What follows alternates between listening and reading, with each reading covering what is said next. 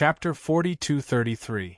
Patriarch Pine Crane was not angry at all when faced with the mockery of Martial Blood Prison and the other god kings and generals.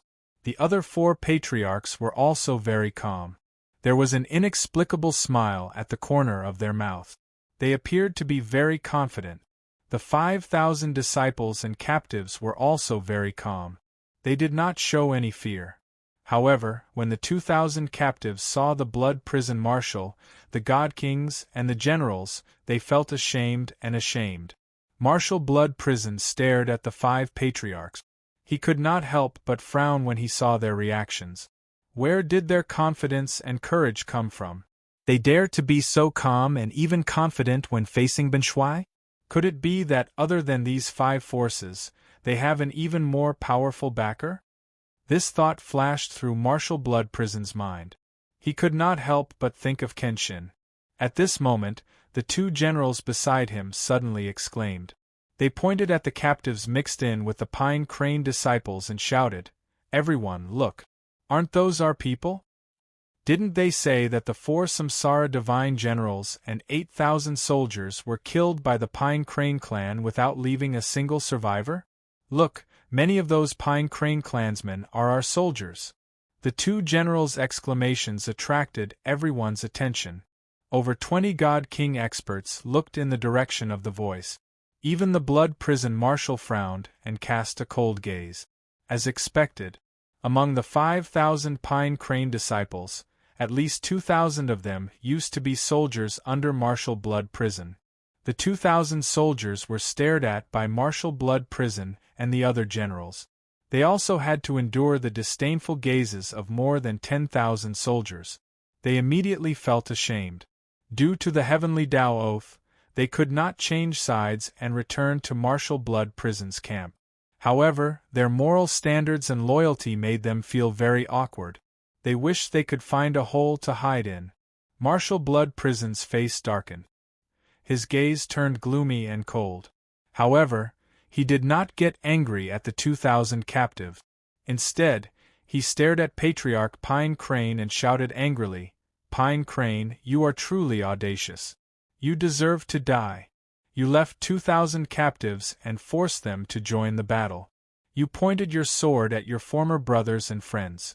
You are truly despicable and shameless. This is also an insult to Benshwai. You are finished. If Benshwai doesn't tear you to shreds today, he won't be able to answer to his soldiers." The Blood Prison Marshal was a powerhouse of such status and realm. In addition, he had a calm personality. Of course, he would not casually swear an oath in public. However, the weight of his words, as well as the hatred he revealed, still made people shudder. Patriarch Pine Crane did not panic at all. After all, he had Kenshin standing behind him. His heart was very calm. He smiled calmly and said to Martial Blood Prison, "Martial Blood Prison, who is more despicable and shameless? Everyone knows. Why do you have to twist words and force logic? If it weren't for Commander Mingi being so overbearing and wanting to kill my clan, why would we have to meet on the battlefield? Moreover, since we set up this grand formation to fight you here, we never thought of letting you leave alive." The Blood Prison Marshal sneered with an extremely contemptuous expression. He didn't even bother to refute Patriarch Song He. The God Kings and generals around him laughed aloud without any restraint. They all mocked the Patriarch. "Ha ha! Song Hutao, you must have lost your mind, right? With just these few people, we'll kill you all in less than an hour. You won't be able to last more than 10 rounds under the Marshal's sword. Song Hutao, if you still have some self-awareness, quickly admit defeat and kneel down to beg for mercy." "That's right. Song Hutao, if you kneel down and beg for mercy now, the Marshal can still give you a dignified death. Once the battle starts, you can only be reduced to ashes. There won't even be a corpse left." The Blood Prison Marshal no longer cared about Patriarch Song He. The anger and killing intent in his heart had accumulated to the peak. He looked at the captives in the crowd and said in a dignified tone, "Although you were forced to surrender and fight for the Pine Crane clan in order to survive, Benshwai won't punish you. Perhaps the despicable and shameless Song Hetao used some method to control you. Ben Shui doesn't ask you to change sides. Now you only need to retreat to the edge of the grand formation and watch with folded arms. Ben Shui wants you to see with your own eyes how tragic the fate of the traitors of the Pine Crane clan will be. When the 2,000 captives heard this, they were inexplicably moved. Many soldiers subconsciously bowed to the Blood Prison Marshal to express their gratitude. However, when they thought of the terrifying heavenly oath, they abruptly extinguished those thoughts. Under the gaze of the crowd, they were very embarrassed. They hesitated and remained silent, not moving for a long time. Seeing the captives' reaction, the Blood Prison Marshal was completely enraged. His face darkened as he angrily rebuked, "A group of cowardly bastards. Have your loyalty and courage been eaten by dogs? Since you disobeyed Ben Shui's order and wanted to kill your former comrades, then Ben Shui will not show mercy and will kill all of you. Consider it a military punishment." At this point, the Blood Prison Marshal's patience was exhausted. He immediately waved his hand and gave the order to attack. Kill. Following the Blood Prison Marshal's order, the 14,000 soldiers roared angrily, their bodies bursting with murderous intent. Even though they were suppressed by invisible divine power and their strength was greatly weakened, their morale was still high. However, their morale was high. They waved their weapons stubbornly and launched a counterattack at the 5,000 Pine Crane disciples and captives around them. Patriarch Pine Crane did not waste any more time. He waved his sword and gave the order to attack. The 3,000 Pine Crane disciples and 2,000 captives immediately formed a battle formation and jointly cast spells to launch an attack. Patriarch Pine Crane and the other patriarchs and elders of the 4 ancient clans were not idle either. They all took the lead and joined the battle, casting spells to attack. On the Blood Prison Marshal's side, in addition to the 14,000 soldiers, more than 20 god kings and generals also joined the battle. Even the 9 divine warships released divine power beams and cannons to launch a fierce attack. Only the Blood Prison Marshal stopped in the sky and looked down at the battlefield as if everything was under his control. In the blink of an eye, the battle royale of over 19,000 people was about to begin. Both sides released divine power shadows that blotted out the sky and were about to engage in the most intense collision. The result of the battle between the two sides would definitely be the 5 ancient clans at a disadvantage and suffer heavy casualties. But at this moment, the 5-colored light barrier suddenly released tens of thousands of 5-colored sword lights and thousands of lightning beams that blasted toward the army under the Blood Prison Marshal. 40,000 5-colored sword lights and 6,000 lightning beams were even more shocking and dazzling than the divine power shadows released by both sides. An invisible pressure that could destroy heaven and earth instantly enveloped the soldiers under the Blood Prison Marshal. Everyone was filled with fear as they felt the aura of death. The patriarchs and elders of the 5 ancient clans were immediately overjoyed and excited. They knew that Kenshin had finally made his move. Translator, Zenobie's editor, Zenobie's. Chapter 4234. When the people of the 5 clans learned that Kenshin had taken action, they were excited and filled with joy and anticipation. As for Marshal Blood Prison and the god kings and generals under him, their expressions changed drastically. Deep worry and anxiety appeared in their eyes. As god king experts, they obviously knew the power of the sword flashes and lightning pillars.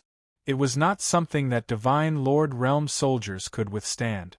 If they did not stop it or try to protect the soldiers, thousands of soldiers would be killed in the next moment. At this critical moment, Marshal Blood Prison could no longer watch the battle calmly. He decisively waved his palms, producing a sky full of blood-red palm shadows that attacked the sword flashes and lightning pillars. Over 20 god kings and generals also attacked with all their strength to block the sword flashes and lightning pillars. Bam! Bam! Bam! The divine art shadows that blotted out the sky clashed with the sword flashes and lightning pillars, producing deafening booms as endless divine light shards were sent flying. The array that spanned 20,000 kilometers was completely filled with divine light shard. It was chaotic, making it impossible to see anything clearly. However, it was still possible to hear many god kings and generals being injured as they let out painful groans and screams. Furthermore, martial blood prison and the god kings and generals were unable to protect the soldiers under them even when they worked together. They only managed to intercept a small portion of the sword flashes and lightning pillars. Most of the sword flashes and lightning pillars still managed to destroy the divine arts cast by the soldiers and drown them out. With a loud rumble, at least 3,000 soldiers were torn to shreds by the sword flashes and blasted to smithereens by the lightning pillars. After a few seconds of turmoil, the earth-shaking booms gradually came to a stop. Before the array could regain its clarity, before the billions of divine light shards dissipated, the two sides began a second round of battle. And at this moment, Ji Tianqing's 5,000 soldiers did not suffer any casualties, but Martial Blood Prison's 14,000 soldiers only had 11,000 left. In the first clash, Martial Blood Prison had suffered heavy losses. This was an extremely dangerous signal. Not only did it fill the 11,000 soldiers with fear, it also worried Martial Blood Prison and the god kings and generals. They realized that the array that spanned 20,000 kilometers was just too terrifying. It had completely exceeded their expectations. It was no wonder Song Hutao and the patriarchs of the other four clans were so confident and calm. However, no one could understand. Even if the 5 clans worked together, they could not set up such a powerful array. Could it be that there was someone else who set up the array? This thought circled around Martial Blood Prison's mind, and it became more and more intense. The guess in his heart became firmer as he became more and more worried and fearful. The battle was still going on. Ji Tianqing remained invisible while controlling the formation to release divine power and various divine arts to attack the Blood Hell Marshal's army.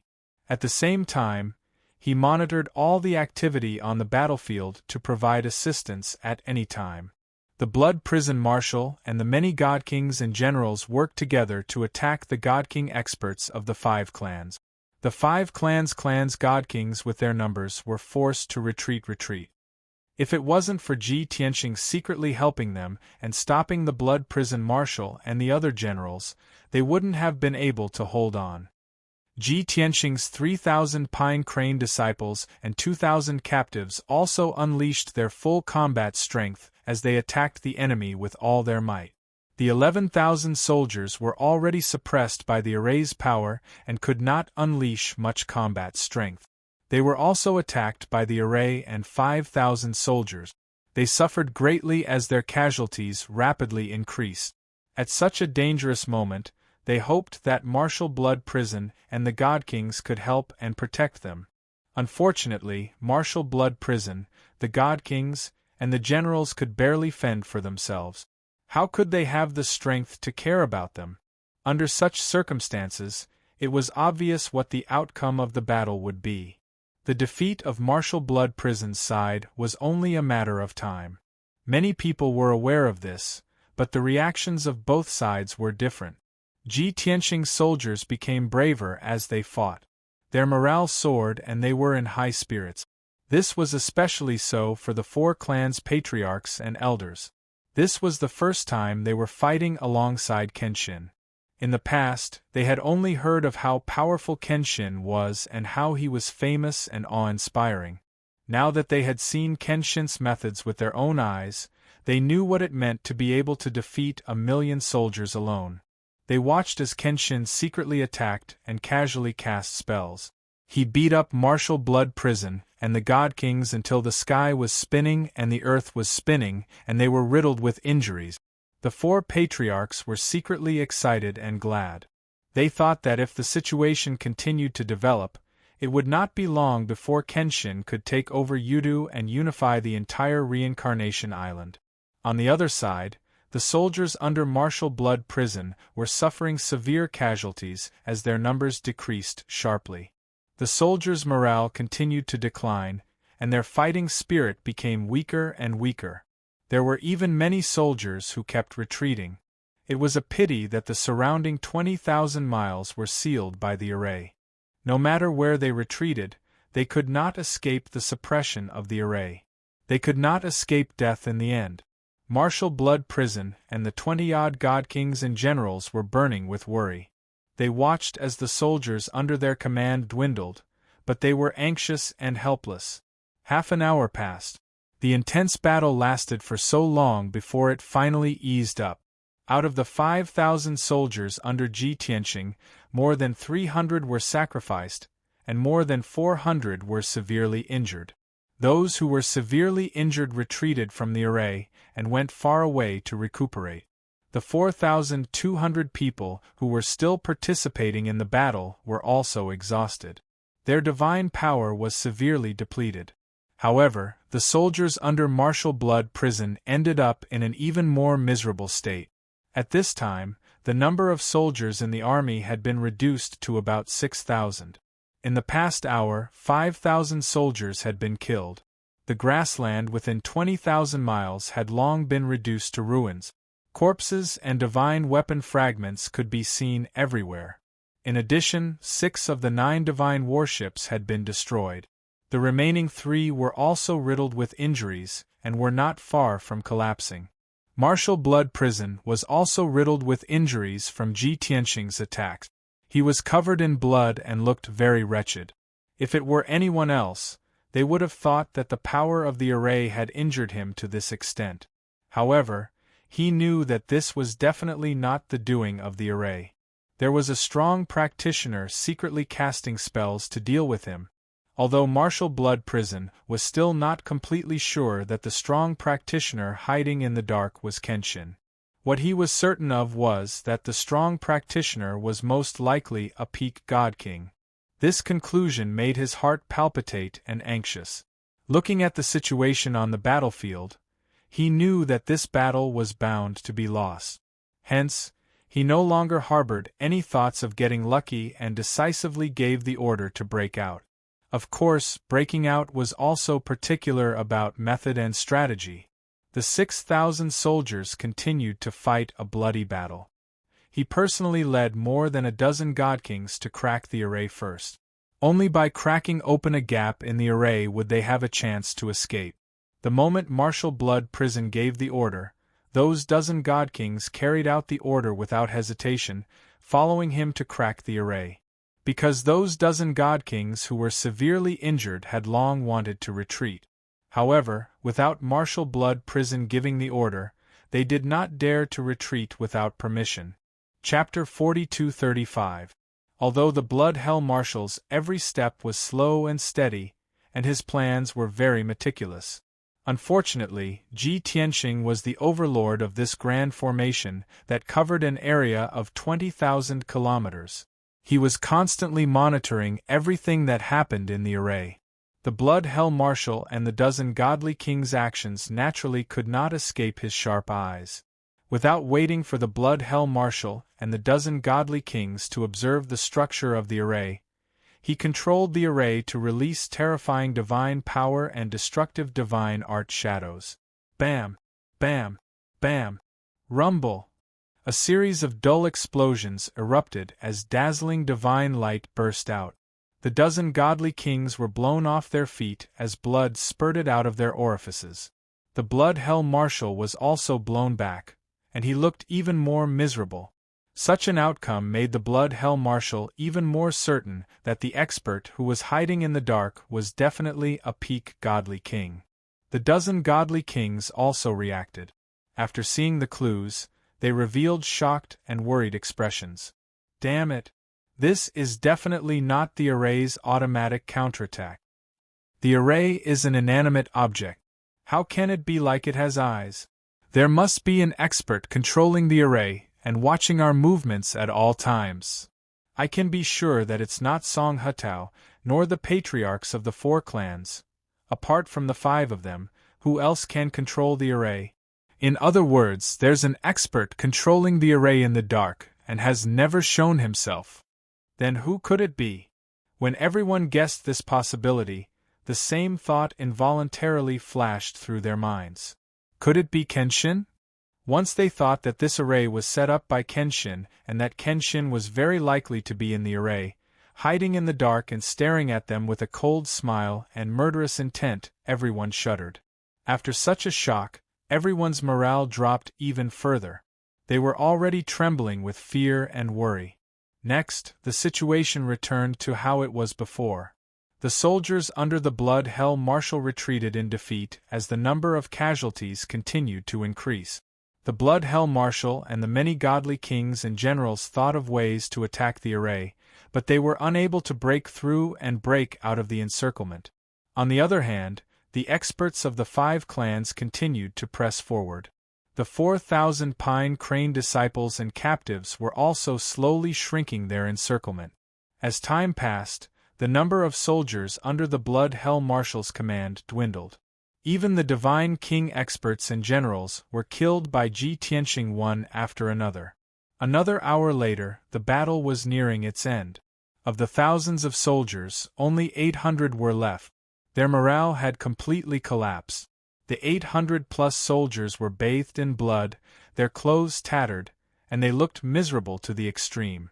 They were only relying on their survival instincts and the last of their strength and willpower to hold on. If not for the presence of the Blood Prison Marshal and the other generals, they would have surrendered long ago. Of course, it would be useless even if they surrendered. Both sides had already fought until their eyes were bloodshot. There was no way to stop at all. More than 4,000 Pine Crane disciples and captives surrounded them and attacked them fiercely. It didn't take long for them to be wiped out, leaving no survivors. And at this moment, the Blood Prison Marshal and the dozen or so surviving godly kings and godly generals were in complete despair after more than 100 attempts. No matter what method they used, even if they attacked together with their full strength, they could not break through the array that spanned 20,000 kilometers. The array was formed by 3 layers of arrays.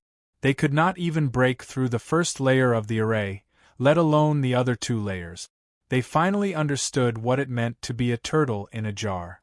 Seeing his subordinates being killed, leaving only him and the 14 godly kings and godly generals, the Blood Prison Marshal suddenly fell silent. The battle came to an abrupt end. The 4,400 Pine Crane disciples and captives were temporarily able to catch their breaths, but they did not let down their guard. They surrounded the Blood Prison Marshal and company with weapons in hand. Patriarch Pine Crane stepped out of the crowd and looked at the Blood Prison Marshal and company with a smile. He said with a teasing tone, "Blood Prison Marshal, you have lost." That's right. The Blood Prison Marshal had suffered a crushing defeat. Defeat in this battle meant death. There was no turning back. The Blood Prison Marshal was surprisingly calm. He did not get angry or roar. His eyes were blood-red as he stared coldly at Patriarch Pine Crane. He said with a hoarse voice, "Pine Crane, it's impossible for a trash like you to do all this. Even this great formation is impossible for the trash of your 5 clans to set up. Tell Ben Shui, who is your backer? Is it Kenshin? Did he come to Reincarnation Island long ago? Were the 4 godly generals of Reincarnation and the 8,000 soldiers killed by him? Speak." The Blood Prison Marshal's tone was full of resentment. His body was filled with crazy killing intent. Even the godly generals beside him shuddered. Patriarch Pine Crane was not afraid. He still had a smile on his face. However, he remained silent and did not answer rashly. He seemed to be listening to something. After a while, he smiled and said to the Blood Prison Marshal, "Haha, as expected of the Marshal. You finally found a clue and guessed the answer. Unfortunately, you found out too late. Of course, that Lord is merciful and merciful. He decided to let you die knowing the reason." After that, Patriarch Pine Crane returned to the crowd. He and the other 4 clans' patriarchs and elders all bowed and made a gesture of respectfully inviting the powerhouse to come out. The blood prison marshal and the 14 godly generals and godly kings all widened their eyes. They held their breaths and stared at the night sky. They had guessed that the mastermind behind this battle was Kenshin. However, when Patriarch Pine Crane openly admitted that Kenshin was about to come out, they could not help but feel nervous. Finally, in the dark night sky, a white light suddenly flashed, and a white-robed figure appeared. He stood in the air in front of the 5 patriarchs, facing the blood prison marshal and the 14 godly generals and godly kings alone. At this moment, everyone's eyes were focused on him. What a handsome young man in a white robe! Although he was only standing in the night sky with an indifferent expression, his body exuded a domineering aura that could suppress the world. Not only the 5 clans, but even the blood prison marshal and the 14 godly generals and godly kings were intimidated by his aura and felt a strong sense of reverence in their hearts. At this moment, the blood prison marshal suddenly felt a sense of oppression, as if he was facing the god of the underworld. He vaguely felt that Kenshin's strength was not far from the god of the underworld's. This was an extremely important and terrifying piece of news. Kenshin! It really is Kenshin. Ha ha ha! Kenshin really came to the reincarnation island. No wonder he didn't show his face before. He wanted to catch all the blood prison marshals in one fell swoop. I'm so excited. I never thought that I would be able to see Lord Kenshin in my lifetime. At this moment, more than 2,000 Pine Crane disciples came back to their senses and cheered excitedly. Chapter 42:36. Logically speaking, those Pine Crane disciples were all soldiers under the Sword God's command. They shouldn't be so excited to see Kenshin appear. However, Kenshin had never shown his face in public since he came to Reincarnation Island. The only people who had seen his true face were the 5 clan leaders and elders, as well as the captives. However, they had been bound by the heavenly oath and had kept this a secret. The disciples of the Pine Crane race had been guessing whether the mysterious expert who was secretly helping the Pine Crane race was the Sword God. However, they had only guessed and hadn't been able to confirm it. Now that they saw Kenshin appear with their own eyes and confirmed their guesses, how could they not be overjoyed and excited? The blood prison marshal, the 14 divine generals, and divine kings all paled. Their eyes flashed with deep reverence and fear. Their guesses had finally been confirmed. The last bit of hope in their hearts had been completely extinguished. Since the mastermind really was Kenshin, they had no more hope. Next, they shouldn't think about escaping or breaking out of the encirclement. They should think about how to die a quick and dignified death. That was the most important thing. Of course, this was what some divine generals and divine kings thought. The blood prison marshal thought more deeply. His mood was the heaviest and most sorrowful. He stared at Ji Tianxing and sneered bitterly. I didn't expect the reincarnated Kenshin to be even stronger than before. He even learned how to use schemes. Kenshin, weren't you arrogant and indifferent in the past and disdained to use schemes? How did you become the person you used to hate the most? An expert who had a clear personality and stuck to his principles and style wasn't scary. That was because it was easy for the enemy to see through him and find his weak point. However, an expert who was cunning and knew how to use schemes was very difficult to deal with and even terrifying. The blood prison marshal knew that he was going to die today. He was deeply worried for Commander Styx and Reincarnation Island. When he mocked Ji Tianxing, he had already made up his mind. Even if he died here, he would send the news of Kenshin's appearance to Commander Styx. Only by telling Commander Mingi to be on guard as soon as possible could they prevent the same mistakes from happening again. Ji Tianxing looked at the blood prison marshal with an indifferent expression and said, "As long as I can kill the 5 great god emperors, take revenge, and return peace to the god realm, I am willing to try any kind of conspiracy or overt scheme. The process is not important as long as the goal is achieved." Quibble! The blood hell marshal snorted disdainfully. However, He secretly ordered the 14 god generals and god kings to mock Ji Tianxing and attract his attention. The god generals and god kings guessed the blood prison marshal's intentions and began to mock and ridicule Ji Tianxing. Everyone chimed in one after another without stopping. Ji Tianxing just looked at them indifferently. He didn't even have the intention to fight back. Blood Hell Marshal took this opportunity to retreat into the crowd. He quietly took out a special communication jade slip and prepared to send a message to Commander Stick. The purple jade slip he took out was very precious. It would only be used under special circumstances to send a top-secret message. Moreover, this jade slip would definitely pass through the Superior King Grade Array and reach Commander Stick. Even a peak God King wouldn't be able to stop it. However, Ji Tianxing had been monitoring the entire scene. He stared at the Blood Hell Marshal's every move. He had already expected that the Blood Hell Marshal would send a message to Commander Stick. The moment the Blood Hell Marshal took out the jade slip, he had already controlled the array to release an invisible suppressive force to imprison the Blood Hell Marshal's movements. At the same time, he waved his palms and shot out a few dazzling sword lights that attacked the Blood Hell Marshal. Since I have shown myself, I won't let you live. More so, I won't let you spread the news. Blood Prison Marshal, just give up. Swoosh, swoosh, swoosh. The sharp sword lights instantly enveloped the Blood Hell Marshal's figure. The formless heaven-reaching sword intent actually shattered the space around him, turning it into a pitch-black void. The dozen god generals and god kings were only a few hundred feet away from him, but they were no longer in the same space. The Blood Hell Marshal's expression changed drastically. He subconsciously unleashed all his strength and condensed a protective divine light to block the sword lights. At the same time, he entered information into the jade slip as fast as he could. Time was too tight. He only had time to say, "Kenshin is here," before he was struck by the sword lights. Bam! Bam! Bam!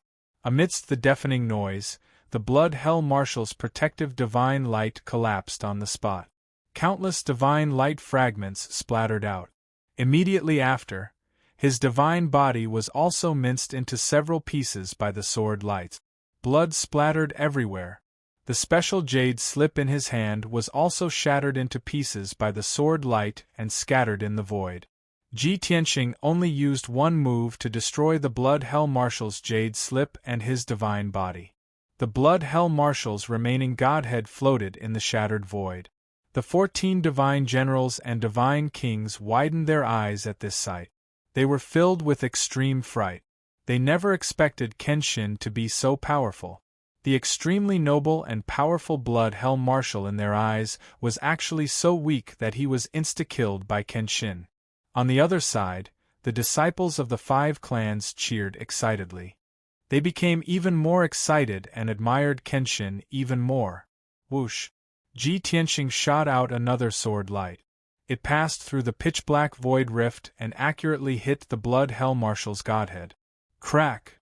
With a crisp explosion, the Blood Hell Marshal's godhead exploded into more than a dozen fragments. Ji Tianxing waved his hand again and shot out a divine light.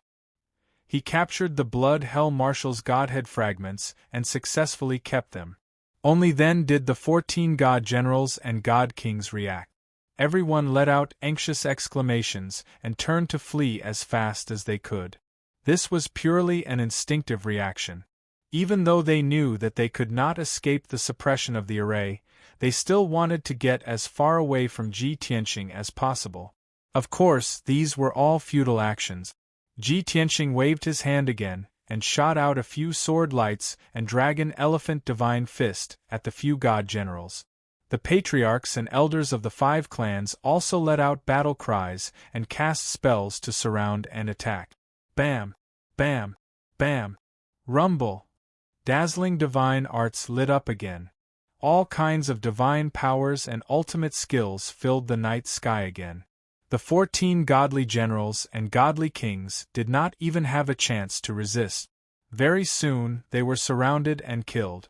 Even though there were several god kings who shouted loudly in fear that they would surrender. Unfortunately, their shouts were drowned out by the battle cries. As soon as they shouted their surrender, Ji Tianqing didn't even have the chance to say anything before they were killed. The battle had come to an end just like that. The Blood Hell Marshal's side was almost completely wiped out. Chapter 4237. The 18,000 troops brought by the Blood Prison Marshal, as well as the 4,000 cannon fodders that were temporarily gathered, had basically all died in ancient Pine Grotto Heaven. However, there were still 800 seriously injured cannon fodders who did not enter ancient Pine Grotto Heaven at all and had long since returned to their respective regions. They did not know the result of the battle, nor did they know what had happened in the Grotto Heaven, so they would not leak any information about Kenshin. After the battle ended, the 4,000 Pine Crane disciples and captives all let out excited cheers. Especially the Pine Crane disciples, they let out a sigh of relief, as if a heavy burden had been lifted from their shoulders, celebrating their victory in high spirits. The patriarchs and elders of the 5 clans were also excited, their blood boiling as they shouted and cheered loudly. However, Ji Tianqing let everyone cheer for a few breaths of time before raising his hand to interrupt them. The formation immediately quieted down as everyone's eyes gathered on him, waiting for him to give the order. Ji Tianqing ordered in a dignified tone, "The battle is over. We have won a great victory and almost wiped out the invaders. The Blood Prison Marshal was killed here, which is equivalent to cutting off Commander Styx's arms. It is a great blow to him. However, the army that the Blood Prison Marshal brought is not limited to this. Outside the Grotto Heaven, there are several hundred scouts scattered around, monitoring the situation within a radius of 100,000 kilometers. Patriarch Pine Crane, immediately take 2,000 soldiers to chase down those several hundred scouts and do your best to kill them. In addition, arrange for several elders and 1,000 disciples to stay behind and clean up the battlefield. Everyone else, return to recuperate and heal your injuries as soon as possible." After the battle, there were 2 things that needed to be done as soon as possible. The first was to chase down the remaining scouts and spies, and the second was to clean up the battlefield to make sure that no one had escaped or played dead to avoid disaster. After giving these orders, Ji Tianqing took the patriarchs and elders of the 4 clans and turned to fly into the depths of the Grotto Heaven. Patriarch Pine Crane and several elders busied themselves and began to assign manpower. Soon, Patriarch Pine Crane took 2,000 soldiers and rushed out of ancient Pine Grotto Heaven to kill the assassins of the Hidden Death Corps. The 4 elders and 1,000 disciples stayed behind to clean up the battlefield and count the spoils of war. Everything was proceeding in an orderly manner. In the depths of ancient Pine Grotto Heaven, in the Pine Crane Divine Palace, Ji Tianqing sat on the throne at the head of the table, while the patriarchs and elders of the 4 ancient clans stood respectfully in the hall. A few days ago, when they made the oath to the Tao of the Heavens, they were still somewhat resentful and unwilling. However, after this battle, they had witnessed Kenshin's strength and methods, and they were completely convinced and impressed. They revered Kenshin from the bottom of their hearts. They felt fortunate and proud to be able to take the oath of surrender and become Kenshin's soldiers. The Blood Hell Marshal and his army of 22,000 were easily killed by the Kenshin. In that case, how long could Commander Mingi last in Yudu? Everyone knew that the Samsara Island would change hands in a month or 2 at the latest, and these 5 clans were the greatest contributors. At this moment, the patriarchs of the 4 ancient clans were only thinking about how to become Kenshin's right-hand men from Kenshin's subordinates. This required time, and even more so, they needed to go through great battles one after another, and achieve even more merit points. The hall was very quiet and both sides were silent. Seeing that Ji Tianqing didn't speak, the 4 patriarchs secretly looked at each other and communicated with their eyes. Thus, the Hidden Dragon Patriarch took 2 steps forward and bowed to Ji Tianqing, saying respectfully, "Lord Kenshin, we won the battle with fewer troops and annihilated the army led by the Blood Hell Marshal. It was all thanks to your divine strategy and supreme divine art. It's a pity that for the sake of confidentiality, we can't reveal your whereabouts and news for the time being. However, we don't dare to be greedy for this merit, nor do we dare to be praised by the people of Samsara Island. We just want to gather the disciples of our clans as soon as possible and follow Lord Kenshin's orders to go to the battlefield to kill the enemy and achieve more merits. The hidden dragon patriarch, who usually looked reckless, was actually very careful and even said such words in a roundabout way. Ji Tianqing laughed secretly in his heart. However, everyone knew what the hidden dragon patriarch wanted to express. That was, the 4 ancient clans had completely submitted to Kenshin.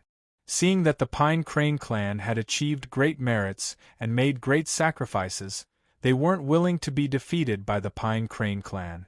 Therefore, they wanted to immediately gather the disciples of their clans and listen to Kenshin's orders to go to the battlefield to kill the enemy and achieve more merits.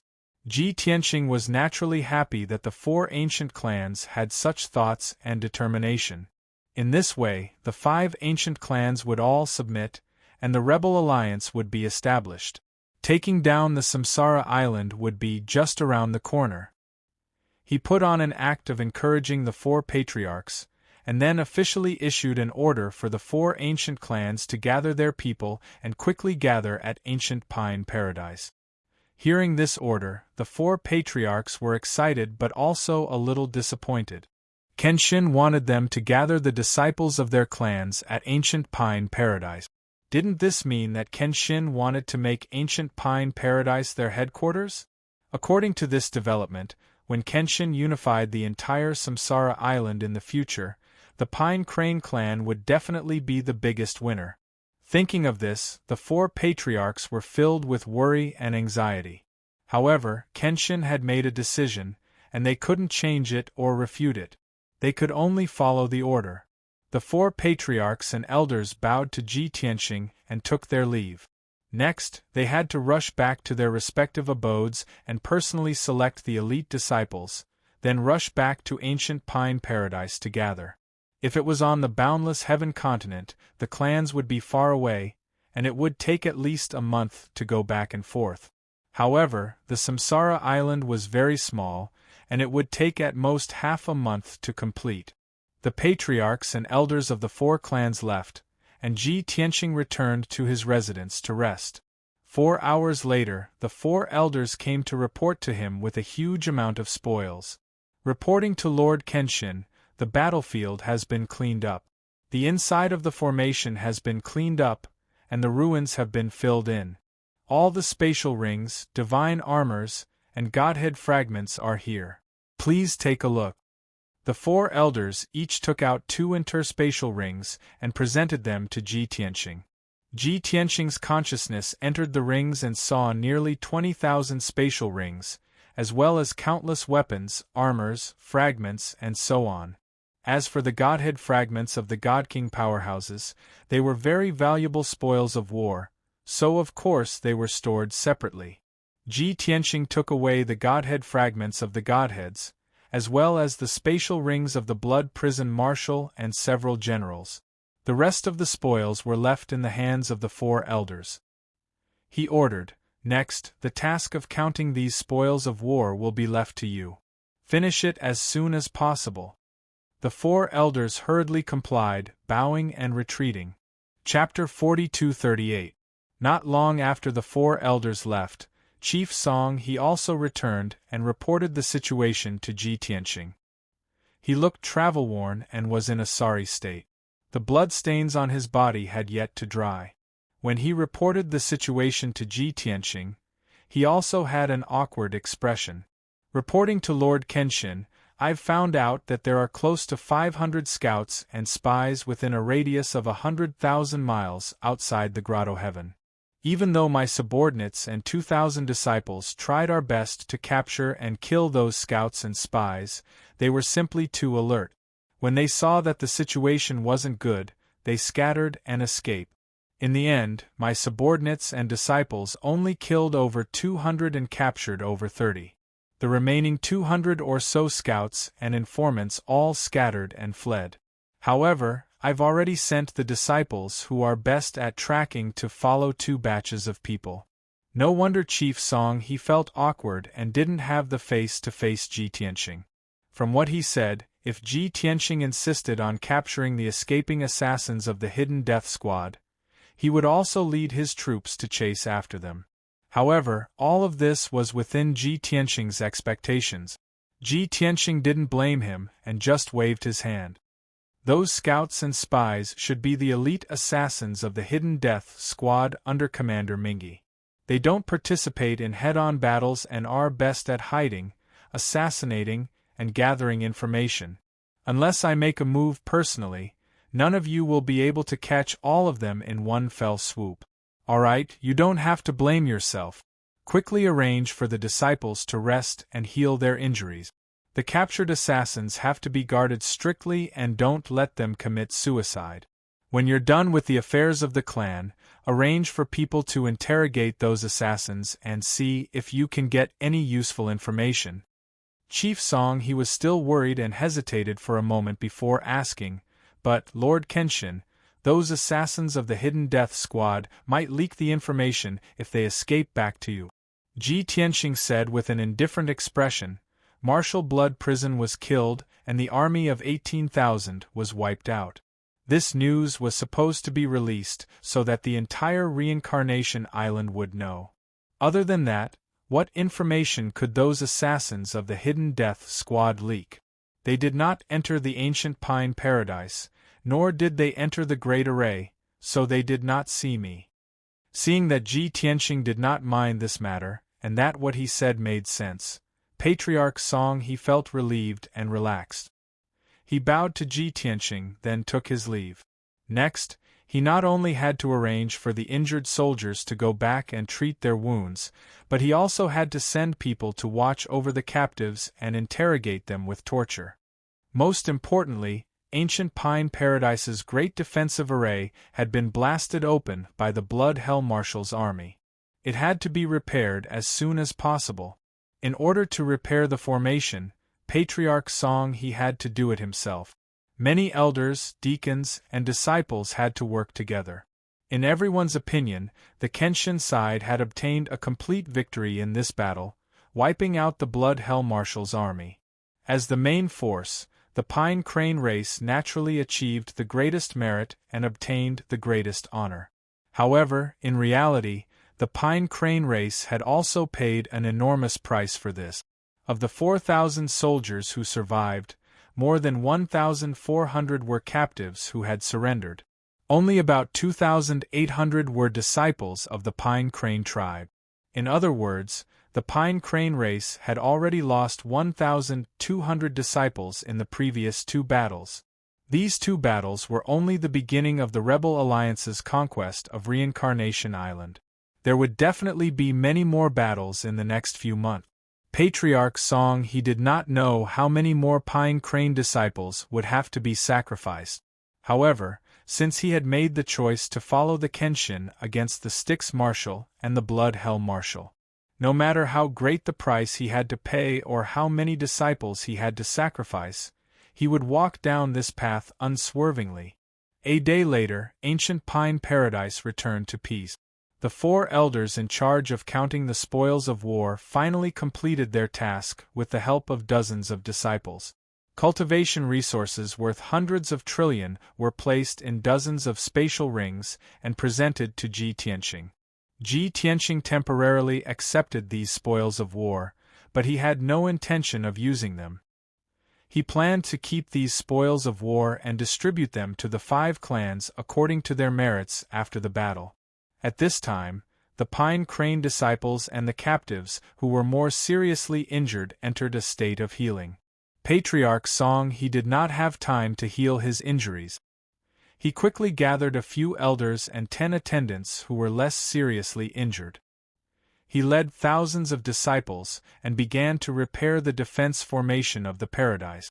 In addition, there were 2 elders and 8 attendants who were in charge of guarding and interrogating the dozens of captured assassins of the Hidden Death Group. The news that the Blood Prison Marshal had been beheaded, and the 18,000 soldiers and 4,000 soldiers that had been temporarily gathered had all been killed in the ancient Pine Paradise, had also been released by the 5 clans. Everything was proceeding in an orderly manner. There was nothing for Ji Tianxing to worry about. He stayed in a quiet house and meditated for an entire day. Seeing that Patriarch Song he had taken care of all the affairs, he entered the Jiutian 10 Absolutes Pagoda at ease and went to the distorted space to cultivate. He first checked the Blood Hell Marshal's spatial ring and sorted out the cultivation resources and wealth inside. Next, he spent a few days refining the fragments of the Blood Hell Marshal's godhead and absorbing his memories. Speaking of which, the 2 Pine Crane elders had interrogated the dozens of assassins of the Hidden Death Group through torture. He had obtained more secrets from refining the fragments of the Blood Hell Marshal's godhead. As one of the people in power on Reincarnation Island, the Blood Hell Marshal knew it like the back of his hand. After Ji Tianxing refined his memories, not only did he obtain a lot of confidential information, but all the doubts he had before had also completely disappeared. Even the plan that Commander Mingi and the Blood Hell Marshal had agreed on, the military strength, and the situation of the defenses in Yudu were all clear to Ji Tianxing.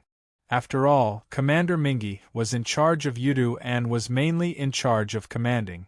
As for the deployment of military strength, the Blood Hell Marshal was always in charge. In this way, Ji Tianxing knew which parts of Yudu's defenses were strong, which parts were weak, and where there were ambushes. Other than that, he also knew some secrets about the god of the underworld through the Blood Hell Marshal's memories. Of course, the Blood Hell Marshal was a valiant general that the god of the underworld trusted and thought highly of, which was why he was allowed to guard Reincarnation Island. However, the Blood Hell Marshal knew very little about the enigma of the Grey Fog in the Outer Realm. Even in the past 1,000 years, the Blood Hell Marshal had been curious about those secrets and had also asked the god of the underworld. However, the god of the underworld only gave a simple explanation and emphasized the importance of the mystery of the Grey Fog. He didn't reveal the real secret. In comparison, the Blood Hell Marshal's understanding of the mystery of the Grey Fog was actually less than that of Ji Tianxing. Bookhouse Reading Website. Chapter 4239. Although he didn't get the secret of the Grey Fog from the Blood Hell Marshal's soul memory. But Ji Tianxing wasn't disappointed. Anyway, he had investigated for so long and roughly knew what was going on with the Grey Fog. As for the specific situation, he would naturally go to the depths of the void in the future and investigate it himself. The most important thing now was to conquer the Reincarnation Island and control the entire God Realm. At the same time, more than 200 assassins of the Hidden Death Group who escaped the pursuit sent back the news that the Blood Hell Marshal's army was ambushed and the situation seemed to be bad.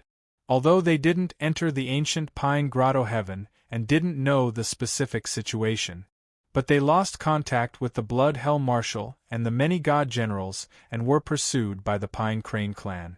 This was enough to prove that the Blood Hell Marshal had been defeated, and that the 18,000 soldiers were likely to have perished.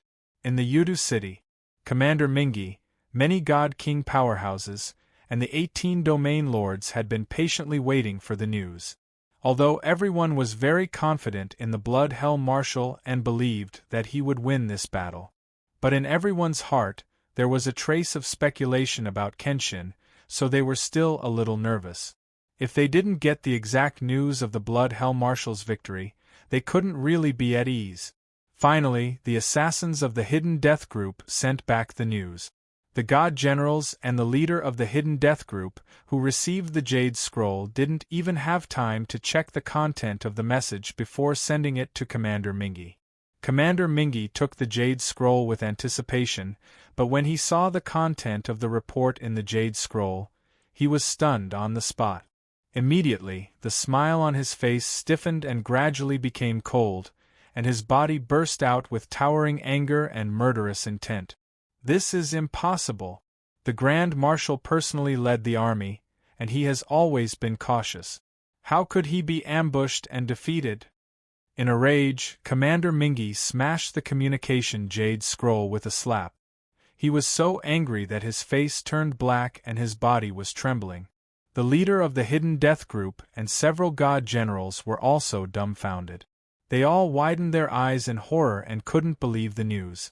Commander Darkriver had smashed the transmission slip, but the transmission slip had been shattered. But more than 200 assassins of the hidden death group scattered and fled, and many of them sent back messages to report the battle situation. As a result, in the next hour, the leader of the hidden death group received dozens of communication jade scrolls. The contents of each jade slip were roughly the same. As such, the commander of the Secret Killer Alliance, the godly generals, godly kings, and domain lords had no choice but to accept this cruel reality. For a moment, the huge conference hall was filled with a heavy and oppressive atmosphere. Everyone's heart was heavy. Commander Styx was silent for a long time. It wasn't until 2 hours later that he gradually suppressed his anger and killing intent, and his emotions calmed down. Immediately try to contact the Grand Marshal and those soldiers. We must find out the truth. Not only do we need to know the outcome of the battle, we also need to know how many of the Grand Marshal's subordinates survived. Commander Mingi gave the order in a cold and deep voice. Those god generals and domain leaders hurriedly bowed and said, "Yes, sir." At this time, everyone remained silent and respectful. No one dared to offend him. Commander Styx paused for a moment before continuing, "Even if the 5 ancient clans come out in full force, there's nothing to fear. No matter what kind of traps and ambushes they set up, it was impossible for them to defeat the Grand Marshal and his 18,000-strong army. Even if we don't want to admit it, the truth is already very clear. That damned bastard has probably already arrived at Reincarnation Island and is secretly helping the Pine Crane clan. He is the only one who can defeat the Grand Marshal." Although Commander Mingi didn't mention that expert's name, all the godly kings in the conference hall knew that he was talking about Kenshin. Since even Commander Mingi had to admit that it was very likely that Kenshin had already arrived, everyone's mood became even worse. The same thought flashed through everyone's mind. Kenshin is here. It's over. What should we do? The Grand Marshal has already been defeated. How can we stop Kenshin?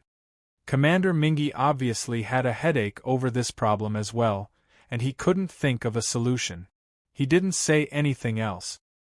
He only watched the godly kings and ordered them to keep this a secret so as to not affect the morale of the army. Then he waved his hand, indicating for everyone to leave. The godly kings, generals, and domain lords all bowed and left the conference hall. In the next few hours, all the god kings and generals hurried to Commander Styx's study to report the situation. As a result, all 18,000 soldiers, including Marshal Blood Prison, had lost contact with them.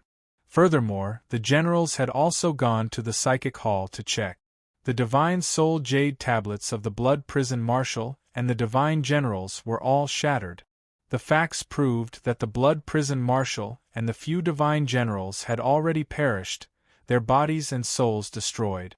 Since the Blood Prison Marshal and several Divine Generals had fallen, the 18,000 soldiers must have been killed as well. After confirming the results, Commander Styx was so angry that he almost vomited blood. His face twisted with rage. The worry and fear in the hearts of the god kings and generals grew heavier and heavier. Even though Yudu had tens of thousands of soldiers protecting it, making it impregnable, Qin Mu was still able to protect it. However, the god kings and generals still felt a chill run down their backs. They did not feel safe at all. After an entire night, the enraged Commander Styx finally calmed down. He considered a very important problem. The Blood Prison Marshal and the Divine Generals were dead, but the 18,000 soldiers might not have all been killed. There would definitely be some cowards who would admit defeat and surrender to the Kenshin. Then, they would reveal the military strength of Yudu and the situation of the defenses. Therefore, the most important thing now was to adjust the military strength of Yudu and strengthen the patrols. Thus, Commander Styx pulled himself together and gathered the various divine generals and domain lords for a discussion. After 2 hours of discussion, Commander Styx adjusted the previous defense deployment and set up more large formations at all costs to increase the defense power of Udu City. In the blink of an eye, 5 days passed. At this time, the news that the 5 clans deliberately released had already spread on Reincarnation Island.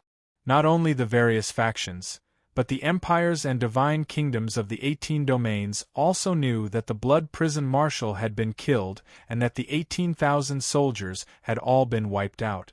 Even the hundreds of millions of common people knew about this.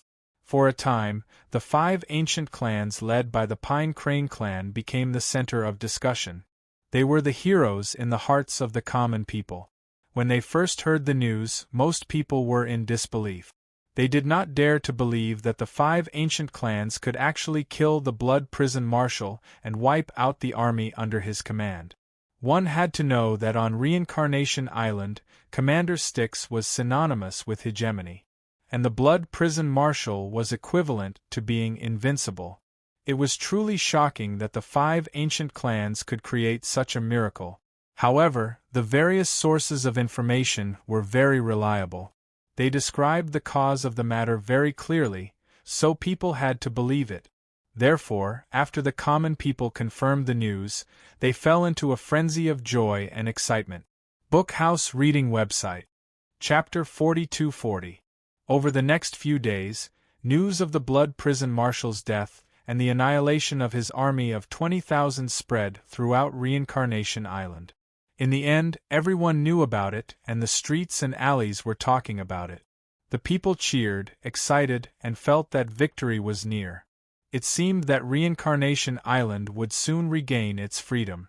The empires and divine kingdoms of the 18 regions, as well as many other powers, were worried when they heard the news. They had to consider that one of the 2 rulers of Reincarnation Island had been killed, and the morale of the soldiers guarding Udu was low. Looking at the current situation, Commander Mingi had no chance of winning, and his defeat was only a matter of time. After the 5 ancient clans took over Udu, Reincarnation Island would definitely experience a violent upheaval. Not only would the rulers of the 18 regions change, but many other powers would also be purged. Especially the powers that had conflicts with the 5 ancient clans, they would be unable to eat or sleep in peace. Even the emperors of the empires and divine kingdoms were worried and anxious about their future. Furthermore, many divine kings felt that it was strange. How did the 5 ancient clans become so powerful? Even if they worked together, they could only gather 10,000 disciples. It was impossible for them to annihilate the Blood Prison Marshal's army of 20,000. Furthermore, the Blood Prison Marshal led the army himself, and more than 30 divine kings followed him. With just the god kings of the 5 ancient clans, it was impossible for them to defeat the Blood Hell Marshal, much less wipe him out. All of this was very strange and unbelievable. Some of the smarter divine kings couldn't help but guess that the 5 ancient clans had an expert helping them. If they wanted to know how powerful that expert was, it was definitely someone stronger than the Blood Prison Marshal. At this point in time, there seemed to be only one person who had the motive and was most likely to make a move. It was that world-famous Lord Kenshin whose might shook the god world. This conjecture raised the spirits of many experts. Their hearts were stirred up, but they also felt uneasy. Soon, rumors that Kenshin had come to Reincarnation Island and that Kenshin had killed the Blood Prison Marshal began to spread on Reincarnation Island. The rumors originated from the mouths of many forces and powerhouses, but they were very popular with the people of the Reincarnation Island and caused a great sensation. Therefore, 7 or 8 days later, the news of the Blood Hell Marshal and his 20,000 troops being annihilated finally died down. However, rumors about the Kenshin caused an uproar on the Reincarnation Island again. Hundreds of millions of people cheered and celebrated once again as they discussed this news intensely. Almost everyone had heard of the Kenshin's name and legendary deeds, and more than 90% of the people were eager and looking forward to the arrival of the Kenshin. In their eyes, Kenshin was the savior of Reincarnation Island. He was their only hope. As long as Kenshin appeared on Reincarnation Island, General Mingi and his army would be defeated without a doubt. Word had spread that Kenshin had arrived on Reincarnation Island. Then, it went without saying why the 5 ancient clans were able to kill the Blood Hell Marshal and wipe out 20,000 soldiers. Therefore, this seemingly unreliable rumor was widely spread among the people, and the people were very willing to believe it. Commander Mingi, who was in charge of Yudu, had naturally heard of this news. In fact, he had long guessed this possibility. Even when he heard the news circulating outside, he didn't have much of a reaction. He still did what he had to do. On the other hand, the soldiers stationed in Yudu, the 10 or so domain lords, the clan leaders and elders of the ancient clans, and the numerous divine kings, were somewhat flustered. Although, a few months ago, everyone had predicted that Kenshin might attack Reincarnation Island in the future. However, everyone still harbored some wishful thinking and hoped that that day would come later. Now that the news of Kenshin's arrival on Reincarnation Island had spread, everyone was panicking. There was no helping it. This news was too reliable. Otherwise, there was no way to explain how the Blood Hell Marshal and his 20,000 troops were annihilated. When they thought of Kenshin's illustrious reputation and the various miracles and legends he had created, the Divine King experts and soldiers felt a chill run down their backs. Naturally, the morale of the defending army continued to decline. The entire Yudu city became anxious, and the atmosphere was very tense and oppressive. When Commander Mingi noticed this situation, he constantly reprimanded and ordered the region lords and generals to take good care of their subordinates and raise their spirits. However, the results were minimal. The tens of thousands of soldiers were still dispirited and anxious. 10 days passed. The defensive formation of ancient Pine Grotto Heaven had already been repaired by clan leader Song He, the various elders and deacons. The disciples and captives of Pine Crane clan were all in seclusion to heal their injuries and preserve their strength, waiting for the next battle. On the other side, the patriarchs of the 4 ancient clans would report their movements to Ji Tianqing every few days. They had already returned to their respective cave abode. They had already selected more than 2,000 disciples and were preparing to rush to ancient Pine Grotto Heaven. After about 8 days, they would gather at ancient Pine Grotto Heaven. At the same time, Nangong Nihuang, Nangong Ao, and the others also replied to Ji Tianqing and reported the progress of their mission.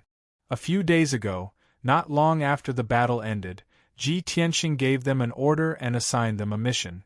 Ji Tianqing's next plan was to lead an army of more than 10,000 people from the 5 ancient clans to conquer the 18 regions one by one before finally attacking Reincarnation Island.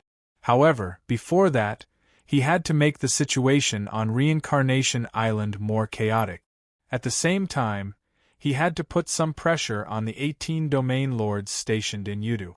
He asked Nangong Nihuang, Nangong Ao, Zhan Wudi, Lan Kai, and Yuchi Pe to use disguise techniques to sneak into the secret places of the various regions and use concealment and assassination methods to create chaos. If they could sneak into the domain lord's manor and assassinate some of the guards, that would be the best. In short, he had to make the various regions chaotic. The 18 domain lords stationed in Yudu would definitely be worried when they learned that their territories were in trouble. Perhaps they would not dare to leave Yudu because of Commander Mingi's authority and orders. However, there would definitely be animosity and conflict between them and Commander Mingi. In short, Ji Tianqing gave this mission to the 5 young god kings and let them do whatever they wanted. In the past 2 days, he received replies from Nangong Ao and the others, and the results were surprisingly good. The 5 young god kings used various methods to create chaos in various regions. They even killed over a dozen generals and commanders. Nangong Ao was the boldest. He even sneaked into the domain lord's manor of a certain region and pretended to be the captain of the guards. Not only did he kill 2 generals, but he also destroyed the treasury of the Domain Lord's manor, causing chaos in the entire Domain Lord's manor. Thousands of guards who stayed behind to guard the manor attacked each other. It was very lively. In this way, several regions were in chaos. After the news spread, it quickly reached Yudu City. Chapter 42-41. The outstanding performance of the 5 young divine kings won Ji Tianxing's affirmation and praise. They enjoyed it very much and continued to wreak havoc in other regions as if they were tireless. Especially Nangong Ao, who was arrogant, bold, meticulous, and crazy. He used all kinds of ingenious ideas and methods to wreak havoc in other domain chiefs' mansions. A few days later, riots broke out in a few more regions. 2 domain chiefs' mansions had internal strife. Just like that, half of Reincarnation Island became a mess. After the news spread, the people were also talking about it or gloating. They didn't know that someone was deliberately sabotaging. They only thought that the soldiers guarding the various domain chiefs' mansions were afraid of the Kenshin's authority and had differences and conflicts with each other. After the news spread to Yudu City, several domain chiefs' mansions were very anxious. Although their families and the elite forces under them were all in Yudu City, they were still in Yudu City. But those regions were their territories, and the domain chiefs' mansions were their homes. The guards, soldiers, and servants guarding the domain chiefs' mansions were also their most reliable servants. They were not abandoned. When they heard that the backyard was on fire, and the guards and servants even attacked and fought each other, the domain chiefs' eyes turned red with anxiety. They sent message jade slips one after another, questioning the soldiers guarding the domain chiefs' mansions remotely about what had happened. However, the guards and soldiers were divided into several factions. They each had their own version of the story, doubted and attacked each other. It was a mess, and no one could explain it clearly. Even when the domain chief ordered them to reconcile and guard the domain chief's mansions, no one obeyed him. In fact, 2 of the guards and soldiers left behind to guard the domain chief's mansions had even defected. The domain chief's remote command and mediation were useless. They were so anxious that they had no choice but to go to Commander Mingi. They wanted to ask Commander Mingi to allow them to return to the domain chief's mansions and settle the internal strife in person. However, the result was no surprise that they were rejected. They were even scolded by Commander Mingi. Commander Mingi saw it clearly. He said that the 5 ancient clans deliberately sent people to cause trouble to force them to return to their respective territories. If they couldn't hold back and return to their respective domain chiefs' mansions, they would definitely be killed by the 5 ancient clans. Commander Mingi was right. This was indeed part of Ji Tianxing's plan. If any domain chief left Yudu and rushed back to his domain chief's mansions, Ji Tianxing would definitely rush over and subdue him. Commander Mingi also wanted to scare the domain chief, so he said subdue him instead of kill. As expected, those territorial lords were intimidated. Since it was more important to save their own lives, they naturally did not dare to return to the territorial lord's manor. However, they were unwilling to accept this and asked Commander Mingi, what should they do? Were they supposed to watch the guards and soldiers who stayed behind to guard the domain chief's manor fight among themselves, then betray and kill each other? If that was the case, the entire domain chief's manor would be in chaos. Wouldn't it collapse on its own? Commander Mingi did not answer the question directly. Instead, he avoided the topic and patiently tried to enlighten the domain masters. In short, what he wanted to express was that he wanted the few domain lords to guard Yudu City with peace of mind and prioritize Yudu City. As for their domain chief's manor and territories, they could only give up on them for the time being. After all, Yudu City had to be protected. As long as they won, the territories of the various region lords would still be there. If Yudu City fell and they were defeated, all 18 regions would fall. There was no chance for them to survive. The domain lords weren't fools. They quickly figured out the logic and understood Commander Mingi's intentions. Even though they felt uncomfortable, there was nothing they could do. They could only obey Commander Mingi's orders and stay in Yuta City obediently. As for the chaos in their own territories and the domain chief's manor, they were powerless to stop it and could only let it happen. In the blink of an eye, another 10 days passed. 20 days had passed since the Blood Prison Marshal and his army of 20,000 had been wiped out. The Reincarnation Island was still bustling with noise and excitement. Hundreds of millions of people were still discussing all kinds of news. Nangong Nihuang, Nangong Ao, and the others were still running around the various domains, trying their best to cause chaos and destruction, trying to make the 18 domains fall into chaos. The patriarchs and elders of the 4 ancient clans also brought their carefully selected elite disciples to gather at ancient Pine Grotto Heaven. The 4 patriarchs had contacted each other and discussed in private. The number of disciples that each patriarch would select was around 2,500. The total number of disciples of the 4 ancient clans was exactly 10,000. By doing this, they could show the 4 ancient clans' support for the Kenshin and their determination to follow the Kenshin into battle. They could also leave thousands of clansmen behind to have enough strength to protect the grotto mansions and homes of the various clans. After all, after the 4 patriarchs left with their elite forces, the grotto mansions of the 4 ancient clans were closed one after another. The clansmen who stayed behind no longer went in and out. Relying on the defensive formation of the Grotto Heaven, they were not afraid of being invaded. Unless Commander Mingi led an army to attack, no one could break through. Early in the morning, the patriarchs and elders of the 5 ancient clans gathered in the conference hall. Ji Tianqing sat on the throne at the head of the table and listened to the reports of various intelligence. He was quite satisfied with the efficiency and determination of the 4 ancient clans. After reporting the news, the patriarchs of the 4 ancient clans all asked Ji Tianqing to go to war. They couldn't wait to participate in the battle and make a name for themselves. Therefore, Ji Tianqing said to everyone, "The time is ripe. Our military strength is sufficient, and the public opinion and reputation of the people have also reached the peak. Now is the time when our rebel alliance's reputation is at its peak. Of course, it is the best time to go to war.